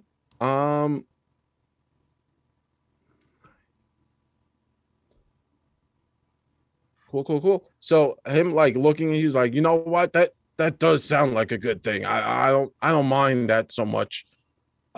Just try to keep your leg elevated. I try to make him like a. I just feel better when I try to make him like a footstool to kind of prop him up on. And say, okay, you just stay there until I come back. Not okay. You come. All right. And then he turns to the other guy. He's like, I told you I need this chair. And then they start to like bicker back and forth. And the group kind of at this, this is the moment. Like this is the moment you guys all need to just kind of we move. hustle down the road. And I'll lean over to Nexon and say, in case you could not tell, I was lying to that man. Well, I could tell, but let's Oh let's no, he hurry does along. not have gout. He has severe diabetes. He's going to lose that foot.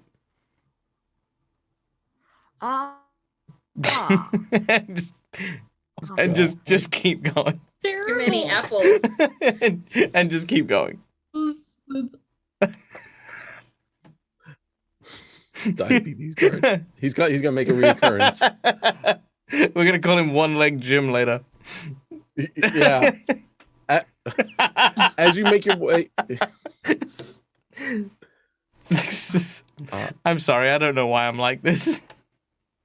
it's okay. Making your way through the plaza, and through the district, you find yourself to the townhouse, following the directions Cassie has given you. The building itself is about 3 stories tall. Boards have been nailed all over the windows on the ground floor. And you're now standing at this large 3-story townhouse. It's beautiful. The front windows have all been boarded, but the second and third story have not. And there is a gate, right, separating the courtyard from the house. You're all standing at that gate. All the houses in the area seem the same way. The town itself has started to come alive. You start seeing smoke coming from other buildings. Now, you do notice that this area, while it is the wealthier side of town, not too many of the buildings around here are lighting up. You're guessing maybe these might be other townhouses around, or like, you know, like the second house for a family, or like maybe a house that they host parties at. But not all of them are, their fireplaces aren't all going on to warm for the day.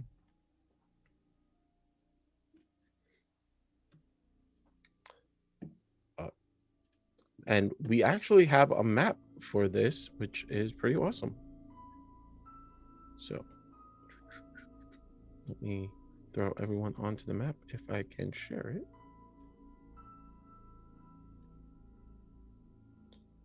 Yeah, right? Ooh, Townhouse map. Yeah.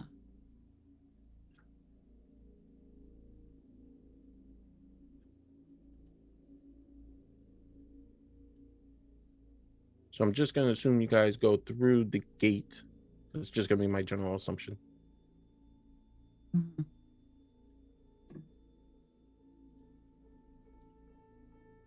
Huh.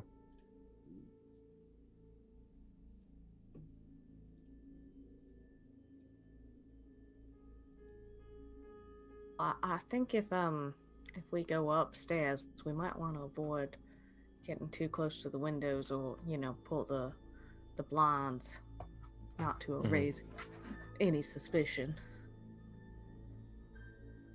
No, I agree. Yes. Yeah. No. Also, We'll just be quiet.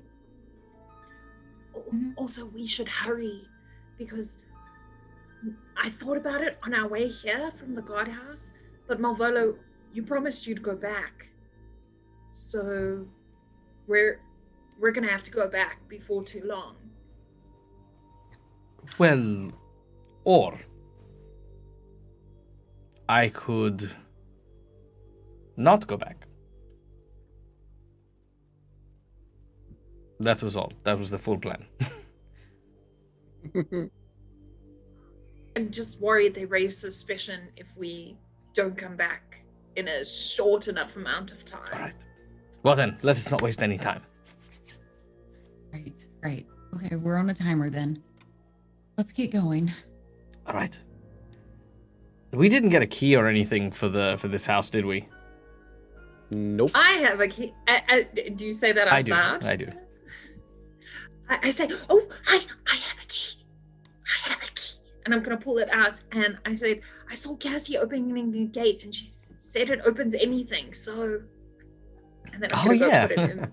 I'm going to first see if the door's unlocked. If it's not, then I'm going to put in the key. Sadly, no, this door is locked quite tight. I forgot that. I'm going to put the key in. As you kind of hold the key up to the door, it morphs, the head of the key morphs to the lock, and you jam it in and you're able to quickly turn it. And you hear a click sound and the door, creaks open. I'm gonna hold it open. Come quickly. Yeah, I'm gonna have Rain put the painting back in the bag so we're not carrying that around. Right. Good idea. I'm gonna help pull that bag over it. The door opens and leads to a front room. The front room, has a large table on the inside and oh, I think I put you in backwards. No, yeah. Yeah, the front is actually on the other side. Yeah, I'm looking at it upside down. Sorry. I apologize for We that. can come in through the back door. It's Yeah, sneakier. Sneakier. Yeah. I was like, oh, I'll put everyone on the map. And then I realized, oh, it's backwards. So you're in a large front room. There are stairs to your left and beautiful carpet on the floor, actually. Fairly valuable. But as there is no light in here, as the windows have all been boarded. Does it look like anyone's been in here recently? Down here? No, not recently. All right, gang, split up and look for clues. There you go. Scooby-Doo away. All right. Can I just produce flame Mhm. as a way to create some light in here? I'm just gonna kind of a small one in each hand and kind of hold them out. Do I see any candles, perhaps? Looking around, you do see some sconces like on the walls that would have held candles. There is like a single candle near the staircase that you could light. I'm going to light the one by the staircase so that way we can take that one to go.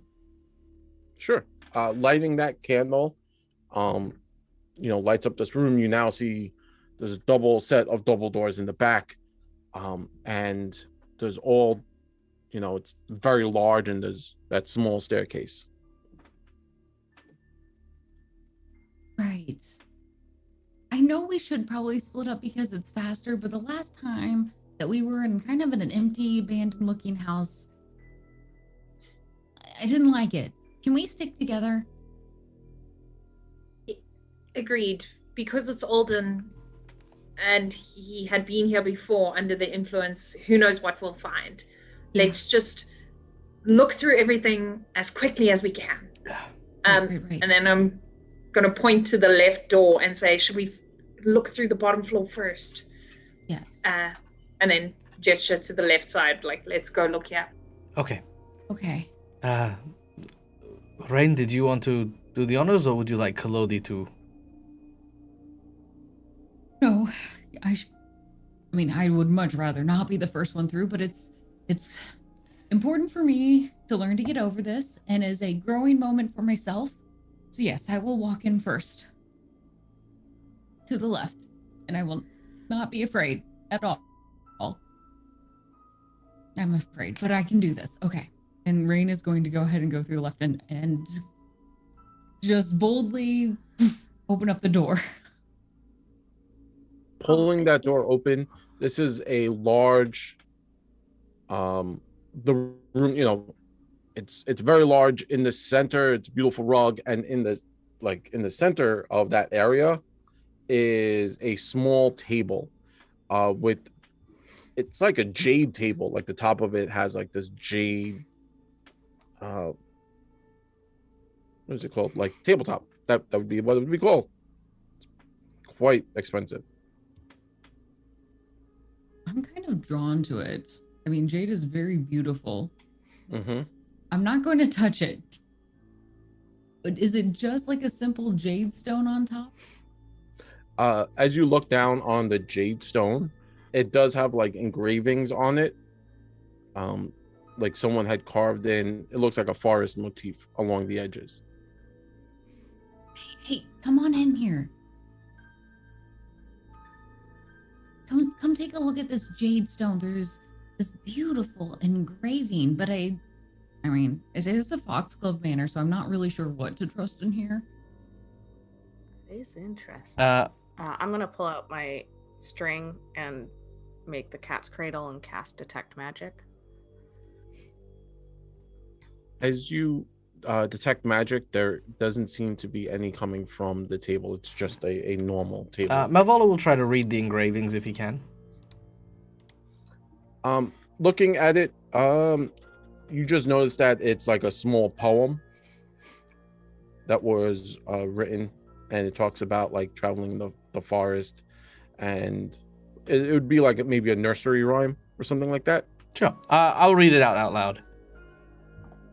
And then a secret panel opens up. No, okay. Yeah, That's how these work, right? exactly. Or the table flips and As- Malvolo disappears. Exactly. As you read this out loud, you start to hear footsteps coming from above you. Well, not directly above you. And as they step, you see some of the dust coming out from the ceiling, and the steps seem to be heading towards the stairs. Hide. Quick, hide. I'm going to have Kalodi run in and pretend to be this pot plant. He's gonna like lift up the pot plant, put it on his head, and then just like close his eyes and stand perfectly still. There you go. And I'm going to put on my elven cloak. yep. And I'm just gonna hide under the table. Nixon's just gonna, like, the stringer in her hand, suddenly pull it down around her, and I will cast invisibility. Nice. Kaz is like, I'm gonna grab Cass and then by the feet and pull her under the table. yeah, and then I'm gonna hide under the table and just be like, and you know when like kindergartners hide under the bed from their parents and they're like covering each other's mouths. So Malvolo's like got his hands over Cass's mouth, like just as a and Kaz is just giving him those eyes of like, obviously I know to be quiet over the like. Yeah. As you guys are hiding under, down comes a familiar face, and you've definitely seen this person before. You've actually dealt with this person quite a number of times, Kalodi, Nexon, and Rain, as you are the first to see them. It is a beautiful black-haired woman, and you know who this is. You've seen them. It's Aisha, Foxglove, walking down the stairs. She goes, hello? Hello? And she's heading towards the room everyone's in.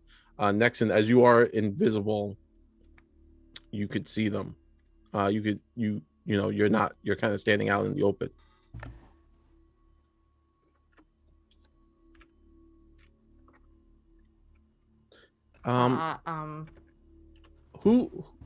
Who's here? I'm going to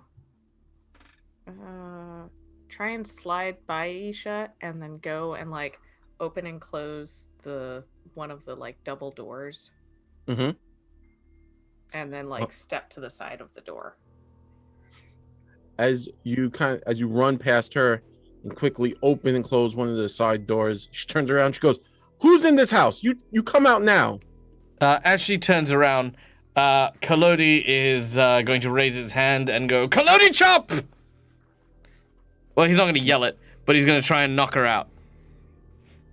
Okay. Make a attack action. All right. I would like to deal non-lethal damage. Perfectly acceptable. So I will take a penalty for my attack on that. One moment. Let me just give this target flat-footed so you have all the right answers. There you go. Okay, come on. Kalodi, now with karate chop action. Oh, that hits. Nice! And so hitting Aisha, you knock her in the back of the head and she drops Wait, to the hold on. floor. One second. Let me just math here for a second. Because I didn't crit, part of my brain is telling me that she has a 16 AC in her pajamas. All right. Jesus. Okay. So that is wham. 17 non-lethal damage. Yeah, that should be not there. Yes, you boop her really hard in the back of the head, Yeah. and she kind of stumbles and goes down onto the floor. You don't knock her out completely, but she is just stunned. Second attack. Go ahead. I'm gonna keep trying to knock her out, but I'm regretting having to apply a penalty to my attack. Do I get any bonuses if she's prone? Yes, she'd still be flat-footed, and you would get a +1. Okay, so that's less than so. Okay. All right, here we go. Whack. Nope. Come on. I cannot seem to drop it on her. Okay, I'll just roll it in chat. That is a 14 to hit, which I don't think will hit.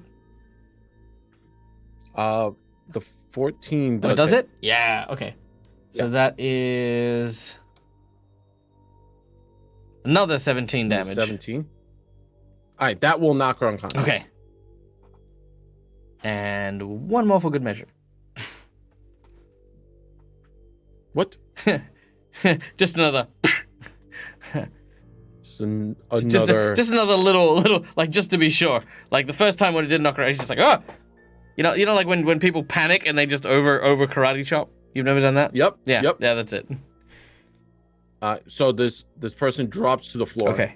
And is like, oh, what's happening?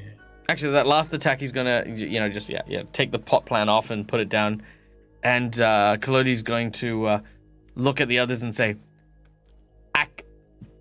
I killed her before. I swear I did. I dropped a big ass mirror on her. She was crushed. She was gone, and now she's here. I'm freaking out. Right. Raina's gonna pull the hood back on her cloak. Then what should we do? What should we do? Hide the body. Tie her up at least. Yeah, and Nexon will kind of rush forward and start tying Cass up, forgetting that she's invisible. So you just see like I'm gonna kind of gesture moving to around and Malvolo. rope appearing. Yep, Malvolo looks at Cass. And we can hear them. So No, it's still not safe. No, okay, yeah, we'll go up. No, this is the haunted house all over again. You're not in a good spot. Heading out, you now hear more footsteps from above, and heading towards the stairs. Hide. And you hear a very familiar voice call out, "Sister, are you okay?" And it sounds very familiar, as you have just dealt with this person only maybe a few days ago, as this voice is the voice of Foxglove, Aldern's voice. And we'll take a quick break right there.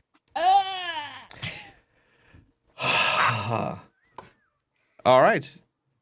Yes, and also as previously mentioned, currently I have a severe storm warning in effect. So if we do lose the stream and we do drop, thank you for joining us today, and we will see you. But we will return if possible. So stick around, and yay!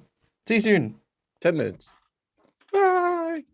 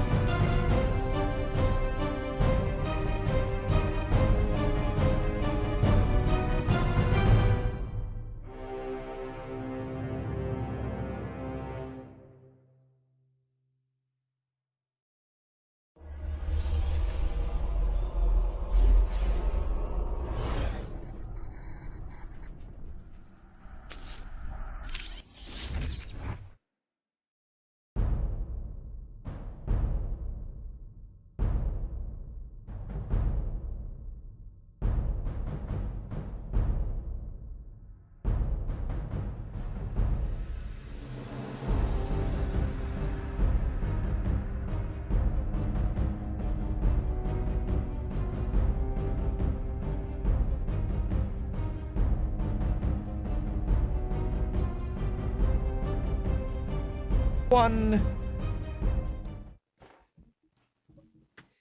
Hi, welcome back. Sorry about that, but nature calls. Did- And speaking So, about nature, real quick, did you just welcome the audience back when we're the ones who just got back? Yeah. Okay, just checking. if I was watching this, I would take that opportunity to leave and then come back. Also, you're just providing them the opportunity to take a break as well. Ah, okay. So yeah. I just that's maybe just me. No, the audience has to sit there and watch my, we are about to come back screen intently. Indefinitely. They might miss precious seconds. See, I didn't know that. I made the assumption, if given the opportunity, I'd use the potty, and then also come back.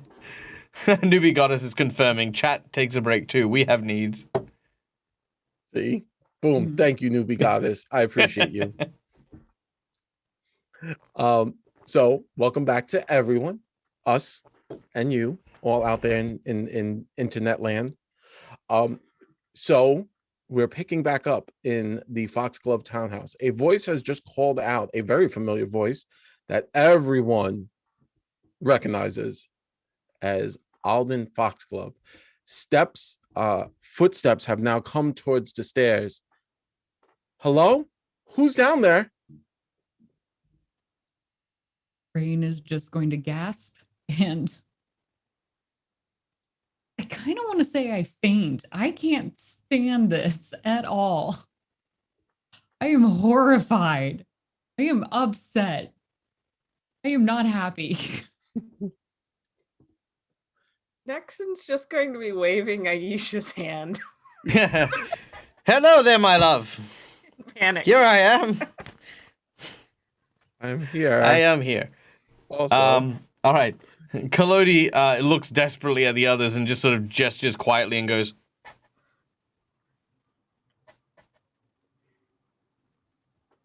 Yeah, Kaz is gonna be like, yeah. okay, I'm going to hide. Chop, chop, chop. All right, I'm going to hide over here. And Malvolo is going to rush in and hide under the table again. Because Malvolo is very brave. If Rain has fainted, I'm gonna stand behind Aisha and try and move Rain's body so it's hidden behind Aisha. And then that's not going to work. the hand moving, and I'm gonna try and prop Aisha up again. Malvolo will go and help Cassandra, and I'll say, "Quick in here!" And then I'll try to help drag Rain into the room and just around the corner from where the door is. Mm-hmm. Dragging everyone in now comes down the stairs. Nexon, you recognize as Alden Foxglove. At the very last second, Cass pushes Rain's back leg in behind the door so it's out of sight, and now stepping down the stairs is Alden.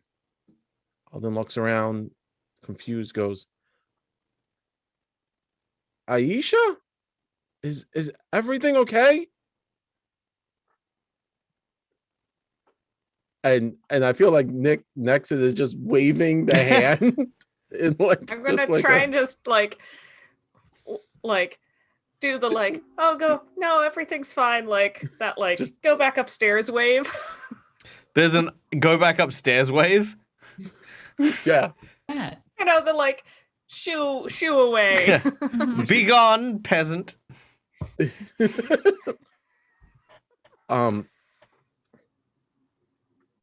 With that wave, I feel like that could be a possible roll. I'll give you the opportunity to see how well this works. You could always roll in that 20, and since you are wearing a costume, I don't know if that will help, but you're also invisible, so it doesn't matter. Yeah. So you could roll either a performance or a deception, your choice. Oh, they're the same. Okay. I'll try performance. 18. So Alden looks and says, "Oh, what's the matter? Do you need water? I can help. Is there people? Come upstairs." Kalodi Alden jump! rushes down the stairs, and out jumps Kalodi to attack. Kalodi, you may make an attack. All right. Hey, Fried Dice Paradise, thank you so much for the raid. Welcome, everyone. Whoa. Welcome each and every one of you awesome grains of rice. My name is Michael. I'm the Deadles Gamer, but I'm not GMing today. Today, GM Jared is guiding us through Rise of the Runelords in Pathfinder 2nd Edition. Right now, I'm assaulting a man in his home. No, that's not happening. I am going to use my golden nat 20, which was donated by the audience. I'm going to use it for this. Because hell to the nah when it comes to that. Yeah. Yeah, I'm going to take that 20. Okay. And again, non-lethal damage.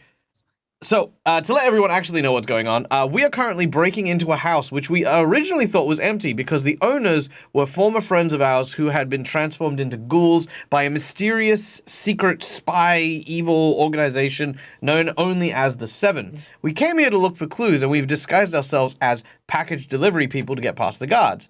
What we have found is we have found our friend and his wife here, which can't be real because, well, I think we killed both of them back in a haunted house after they had turned evil. Yes. So there's that. Yeah, now I'm karate chopping this guy with a crit. Now, guys, if you are in the chat, I'm just going to put this up real quick. I would love to walk you through the donations, but I'm going to try and get through this as quickly as possible. So there. How do I crit? Like this. Take this, dear friend. That is 47 points of We're beating this man up. non-lethal damage. That is more than enough to knock Wait, I have out a crit said card. person. And a crit I'm card. gonna go with 2. Oh, okay, sorry. It's a low blow. Target is sickened and slowed. I kick him in the nuts really hard. I kick him in the nuts with a critical hit. I knock him out via the waist. Yes. So Nexon, what you see is Kalodi rushes out the corner and just whips his leg between Alden's private area. Alden doubles over, dry heaves, and then passes out. And now you have both Alden and Aisha on the floor, passed out. All right. And to note, Rain is You also just hear passed this out on the floor. disembodied voice of Rain. Nexon go, that's good. Are these really who they are? And Oh God, I hope not. Because if they are, I owe this man an apology. Nexon's gonna start kind of looking at Aisha and trying to tell, like, is this a disguise? Is there any kind of magic item on them? As you run them over, they look almost perfect. Besides, being the alive, you would assume this would be them.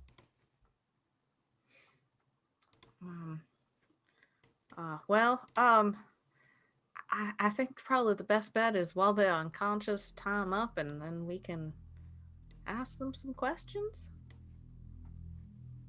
Hey y'all, I think we're safe in here. I'm gonna have during the time been taking my perfume and putting it under Rain's nose to try and smelling salt her. Please tell me that I am waking up and what I really thought I saw was a nightmare, a dream. It sounds like we're gonna tie him up. Is he unconscious? Them. That means they're there. Yeah. They're alive. They're real. They're real. We Yeah, and don't know. I do think it is Aisha and Alden. No. It can't be because we got rid of them in the other place. I Wait. thought, unless I'm taking crazy pills, am I losing my mind? Maybe they Is had this- twins. Okay, yes, I can work with that premise. they're twins. These are their twins. These are their twins in the Foxglove Manor, and we can. Wait, hold on. So they're both twins of twins. Shh. Yes, they're twins. They're twins. You know, Each of them twins have tend twins, to run and they in married the families, twins. so Yes. It maybe was a good arrangement. Okay. While I think this might be a possibility, we might also need to face the possibility that either the Alden that we faced back at Foxglove Manor was an imposter, or this one was. And I hate to say it, but, well, the other one seemed to know quite a lot about us very personally. The Brothers Seven have a way of manipulating people. Maybe this is another manipulation. Let us leave them tied down here for the time being and see what we can find. And hope that they don't have any children.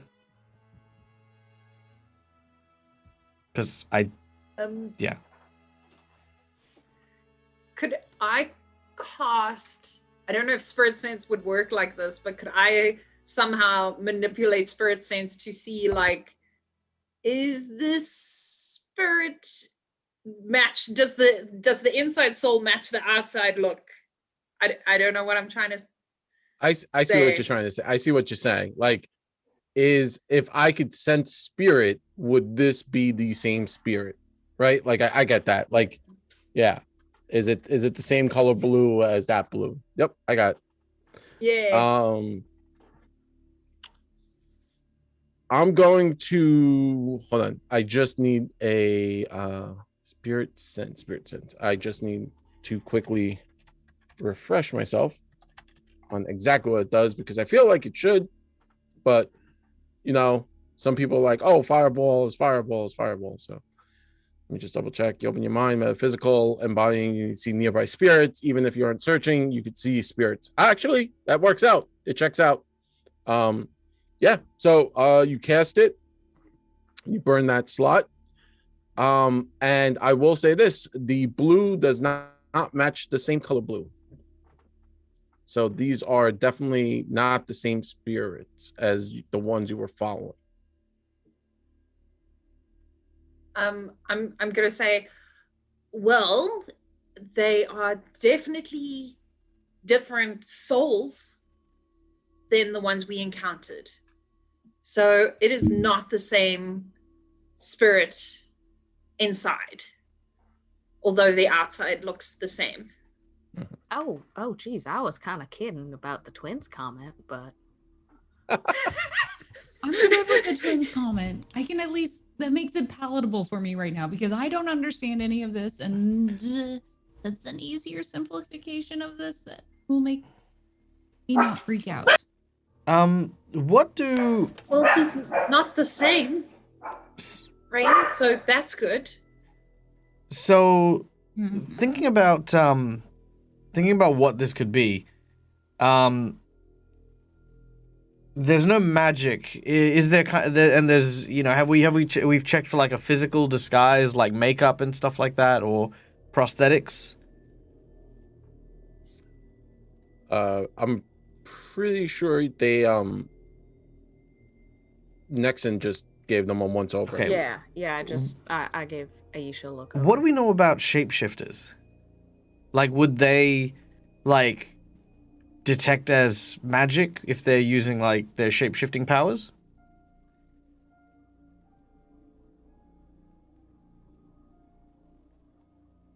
Oh.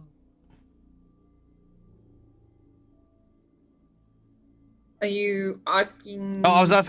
asking Jared. So, isn't... Oh, you're asking me. I thought you were asking No. That was so as I understand shapeshifters, they are shifting their shapes. So like a werewolf would look like a wolf, right? That's my assumption. That's how I would read shape change. Like if a creature was shape shifting, like Rain became a T-Rex, it was still Rain, but she was a T-Rex. Okay. All right. But I would like to make some kind of... I have law warfare. as my knowledge skill. Spies and the like in war would have also dipped into things like doppelgangers and things like that. Can I make a check to figure out if there is any like way to identify if this could be a shapeshifter?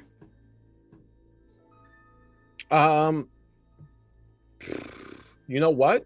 Make a medicine check. This is going to be a lore medicine check. I can go with a 23. You go with a 23. You know that most of the time shapeshifters have either how can I say this? Two things can kind of revert them back to their form. Killing them, outright killing them, right? Like you kill a werewolf, it becomes back to its normal self. Or they can't sometimes the body's natural reaction against certain things, like from the movie The Thing, right? Like fire made the thing turn into the thing. Werewolves don't like silver, so there might be a natural agent to get rid of the shape change. Like you might be able to do something with that, or you could just outright kill them. Either or. I promise XP for both options. I do not think that there's anything we can do at this time that won't involve murdering these two. Either way, we will have questions for them. For perhaps the time being, Kalodi, why don't you watch them in one of the rooms here, and then we will continue our search, see if we can find out who these people are, and again see if we can find a way to track down the seven. I will have spent this time tying both of them up. Yep. As they are unconscious, they won't provide any fight against you. So all right. What is your craft skill number? Just so that I have a base number to go against. Like your positives. Can I assist? It's plus 15. Okay. So you can make a craft check, Marvolo, to give a if it's a critical success. So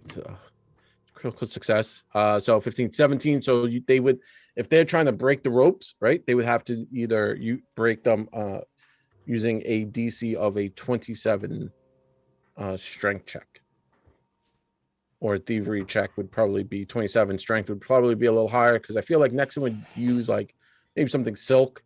Silk is fairly stronger than like hemp rope. Yeah. So, yeah. I think I've got silk rope. Yep. So they're pretty balanced very well. So dragging them into the room with the jade table and having Kolodi watch over them, you now have kind of free reign of the house, as they seem to be unconscious. Can I use a skill that I've had this sort of like for a while, but I've never used, called Glean Law, which I tap into the collected law of the divine, accessing a variety of potentially useful information. So I attempt a religion check to understand the information I gain.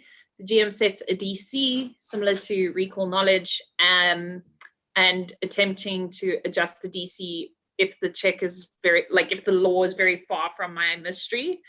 And then if I critical success, I get a clue. Because also, why are they living in this house with the boarded up windows? Okay. Who lives in a boarded up house? Okay. Yeah. Make your lore your roll. Okay. Religion. Skills. Okay.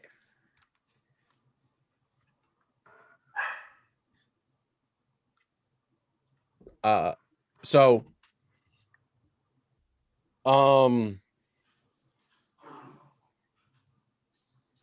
and on a success, I learned 2 pieces of information. Okay. About the topic, 1 true and 1 erroneous, but I don't know which is which.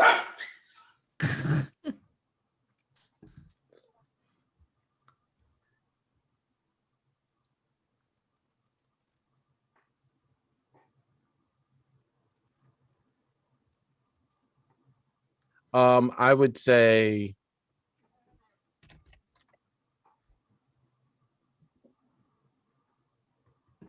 two random things. I would say the tongue and vampires. Okay. Time I'm for gonna you to say- French kiss this sucker. I'm going to say we didn't check their tongues if they're ghouls. Or what if they're vampires or liches? Who could, but their soul's different. And then I'm gonna, because I don't know what's true. And I'm just starting out theories at this point. Okay, well, all we have to do is check their mouths, right? Nothing's gonna pop out of their mouth if I open it. Probably not. I'm gonna stand from behind them and I'm going to reach around and open the jaw of, let's go with Aisha. I can't get close to Alden yet. It's too freaky. It's too much. Yeah, it's way too much. At least Aisha we crushed under a mirror, so I didn't have to really see it as much. Yeah. You open Aisha's mouth and you're who's playing with the tongue? I guess someone's gonna have to.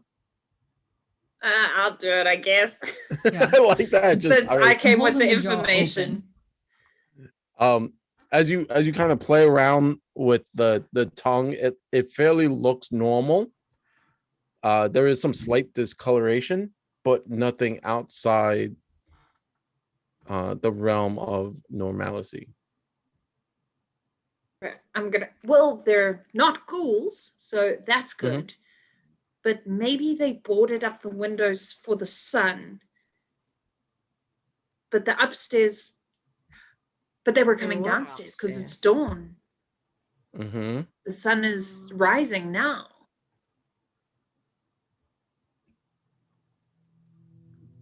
Kim, So The what, mi- would they have like coffins in the basement or something?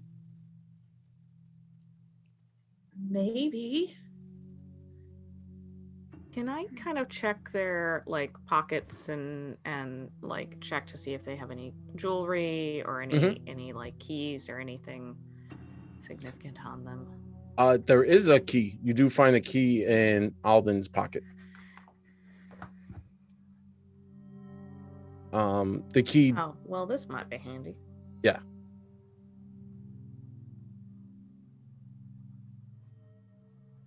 It you know, it doesn't look like anything. You know, it doesn't. It's not like an evil key, right? Like I know sometimes like people are like, oh, you find like this key with like horns and a skull on it. Very evil. No, it's just a generic like silver key.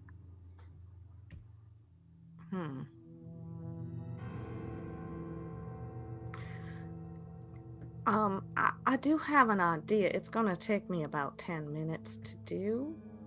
Mhm. If we think it's worth it, I could try and see if I can find any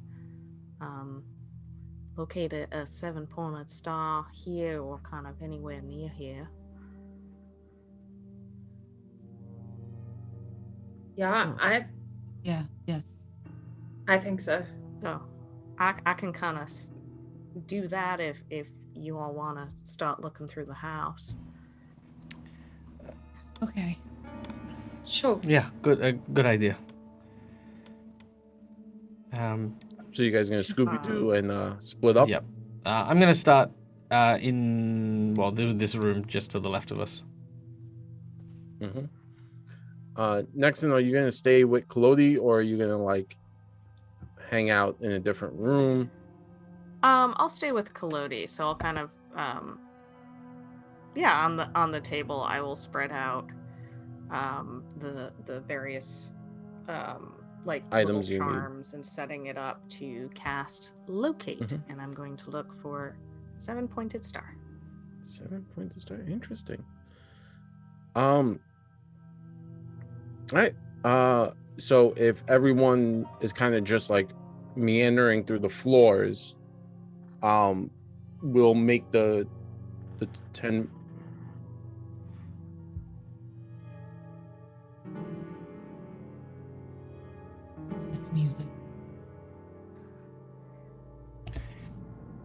I'm getting goosebumps just listening to this. I love the music. Which comes courtesy of Sirenscape, who we love because they're awesome. We were done with creepy houses. Yeah. Hold up here. Are we just gonna stay This in is a this town house Oh, house. okay. until Sorry. My something- apologies. I didn't realize what we were doing. Let me just change that real quick. Something happy, like circusy. That makes it worse, weirdly. That makes it terrible. Actually. Yeah. All right. Something a little different. How about this? How about this?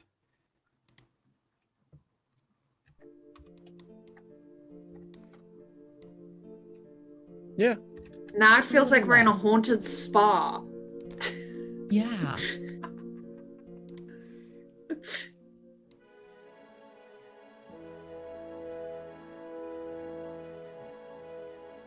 Yeah, no, this is getting worse just because I think the mental image is kind of stuck in there. All right. I got one more. This is it. This is the one. This is absolutely the one. All right. Let me grab it. All right. Sorry, it's just loading.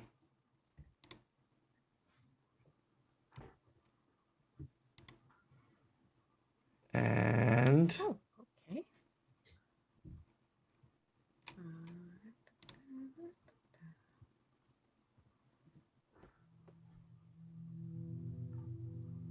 no.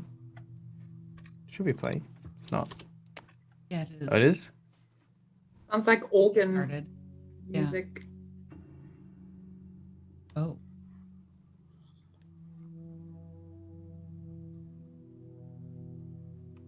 We can play this one out. Yeah. Okay.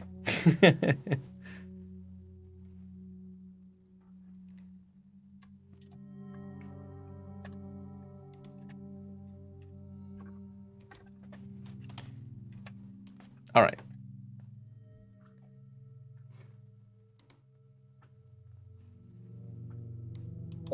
What's going on in the dice rolling bar? Oh no. Okay. I don't know. Stuff's happening. Yes. Um.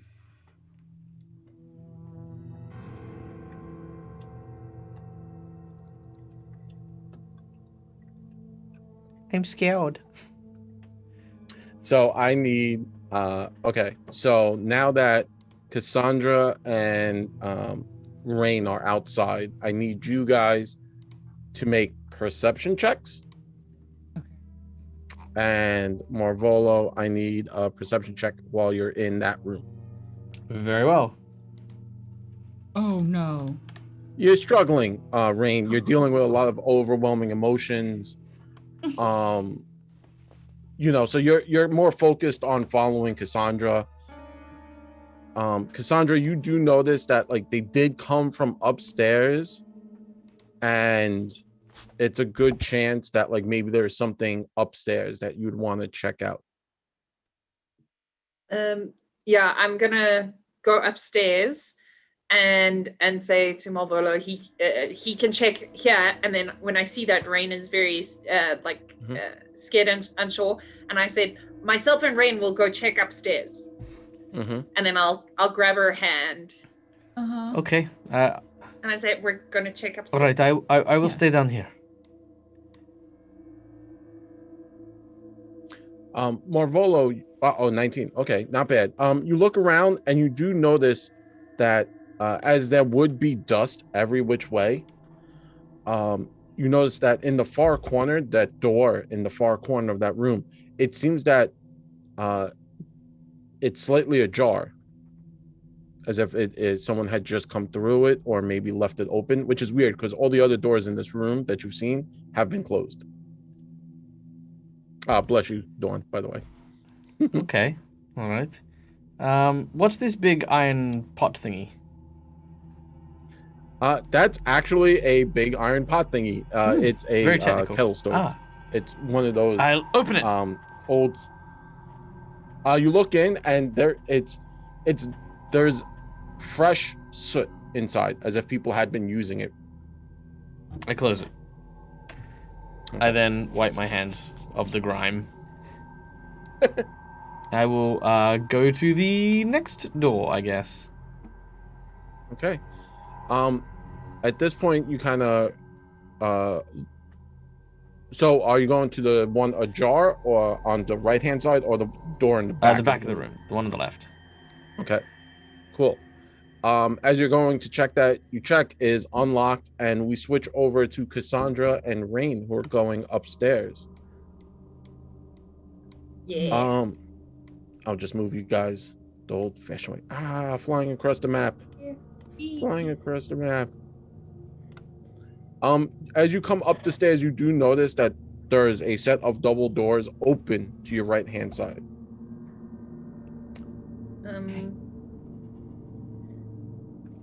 I'm gonna. Yeah. Yeah.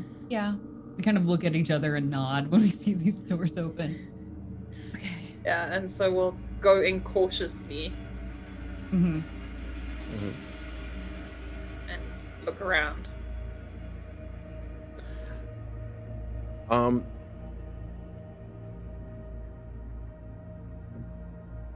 So as you look around, you see that there are plates on the table right in the middle of that room. It seems to be set up for like maybe breakfast. There's a bottle of wine. It looks like for a breakfast, like maybe someone was about to sit down to eat right when you barged in and I made love noise. wine for breakfast, but what else is at the table? Yeah, is Oh, it like normal food or is it Yeah, like- tongues? Is this what you meant with tongues? Are we going to see a Yes. bowl of tongues? again? No, not a bowl of tongues. No. There's Actual a lot of wine, or is normal. there blood in it? There's no blood, no tongue blood here. There is, yeah, it's just it looks like there were bread, cheese, some wine, and plates were getting ready to sit down and have some breakfast. And there's nothing else weird in this room or Nothing seems out of the ordinary here. okay. It seems we may have interrupted their breakfast, and I'm going to just push the 2 chairs in. Sure. It just feels like I'm just gonna organize it a little. Not a problem. Reorganizing, you step in, and Marvolo, we switch back to you. As you are checking that door to go into the next room, you hear a voice call out, and it's Nexon. And basically Nexon says that the spell went off and there is nothing here with a 7-pointed star. And as she steps out the room, she closes the door behind her. Oh, well, that is good news. And as you come to see Nexon standing there and says, well, we should probably find everyone else to let them know. And that is where we will end it for today.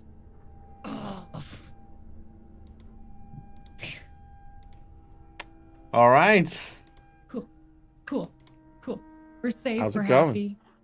Everybody still has all their limbs. Everybody is still cool.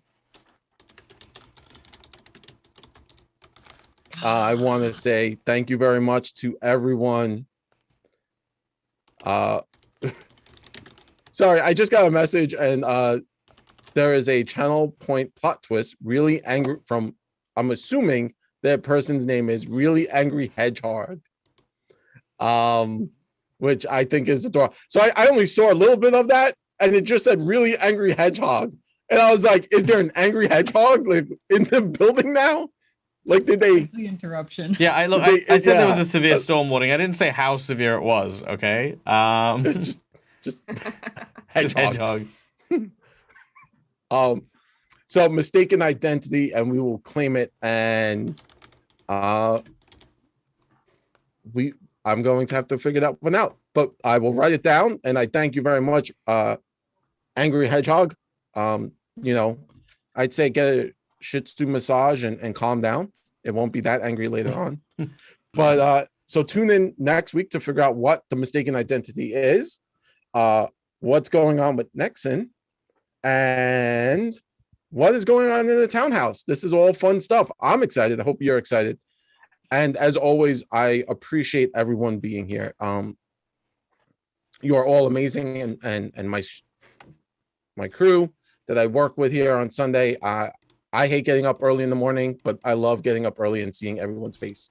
So I appreciate it. And Michael and Cassandra spend Michael and Carla. I'm looking at your name, Carla, and I'm like, yeah, it's Cassandra. That's the right name. No, sorry, I do it all the time. So Michael and Carla, you guys stay up very late to spend time with us, and I appreciate it. And talking about people I appreciate, I should probably talk about our sponsors, Hero Forge. They sponsor us all the time. They keep the lights on, or in Michael's case, they keep the angry hedgehogs away. They do all of our miniatures. You could see all these little cool miniatures we have.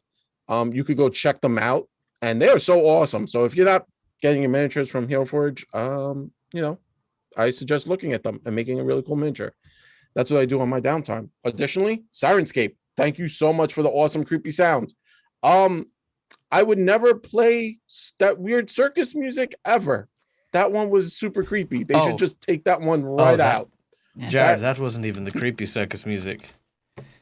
That wasn't the creepy circus. I'm pretty sure I've had nightmares with that music playing in the background.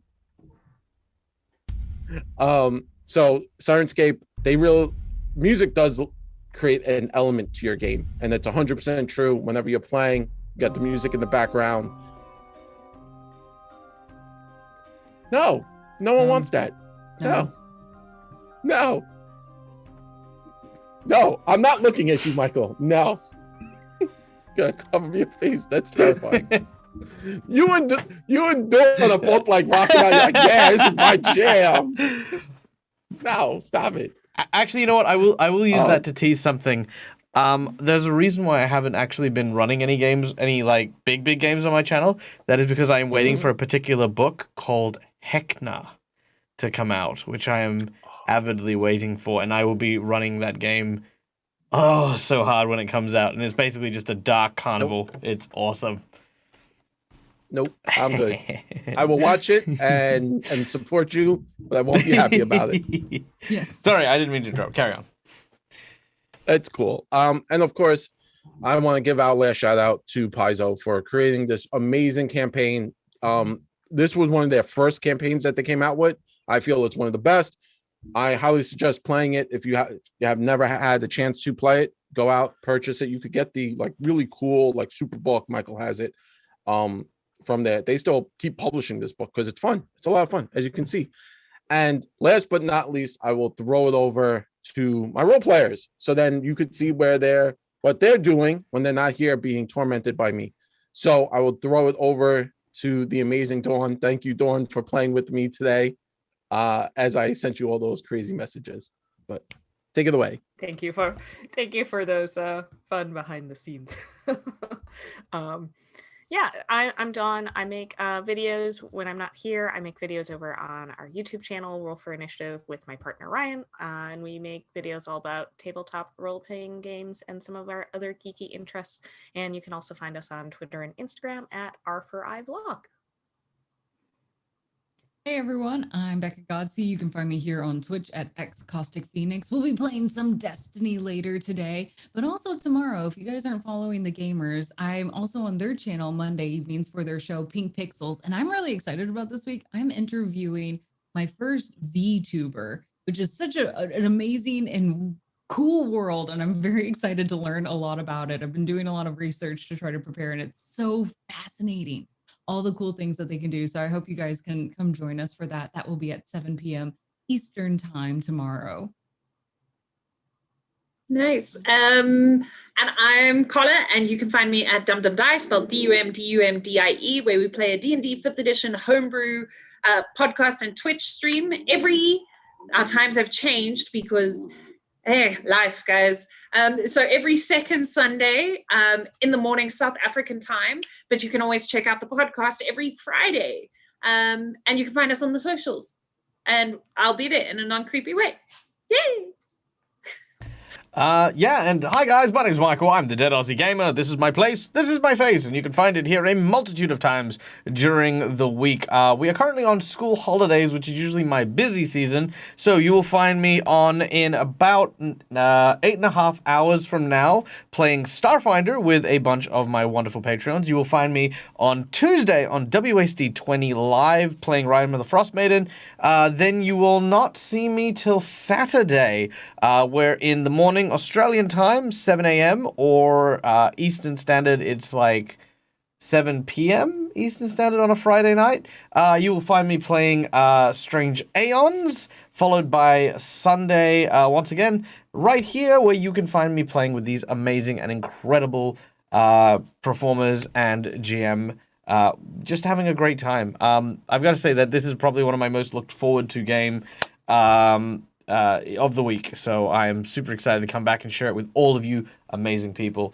Thank you all for the donations and the subscriptions. We are going to now turn to our awesome GM to tell us where we can find him and all of the incredible stuff that he does. Jared. Yeah, I'm GM Jared. That's the moniker I've been going by for quite a while. Sometimes I forget who I am. You can find my stuff on Twitch at NVNG. We play Wednesdays, where did we lose everyone? We dropped. Did we? Yes. We dropped. I think that was it. Oh no.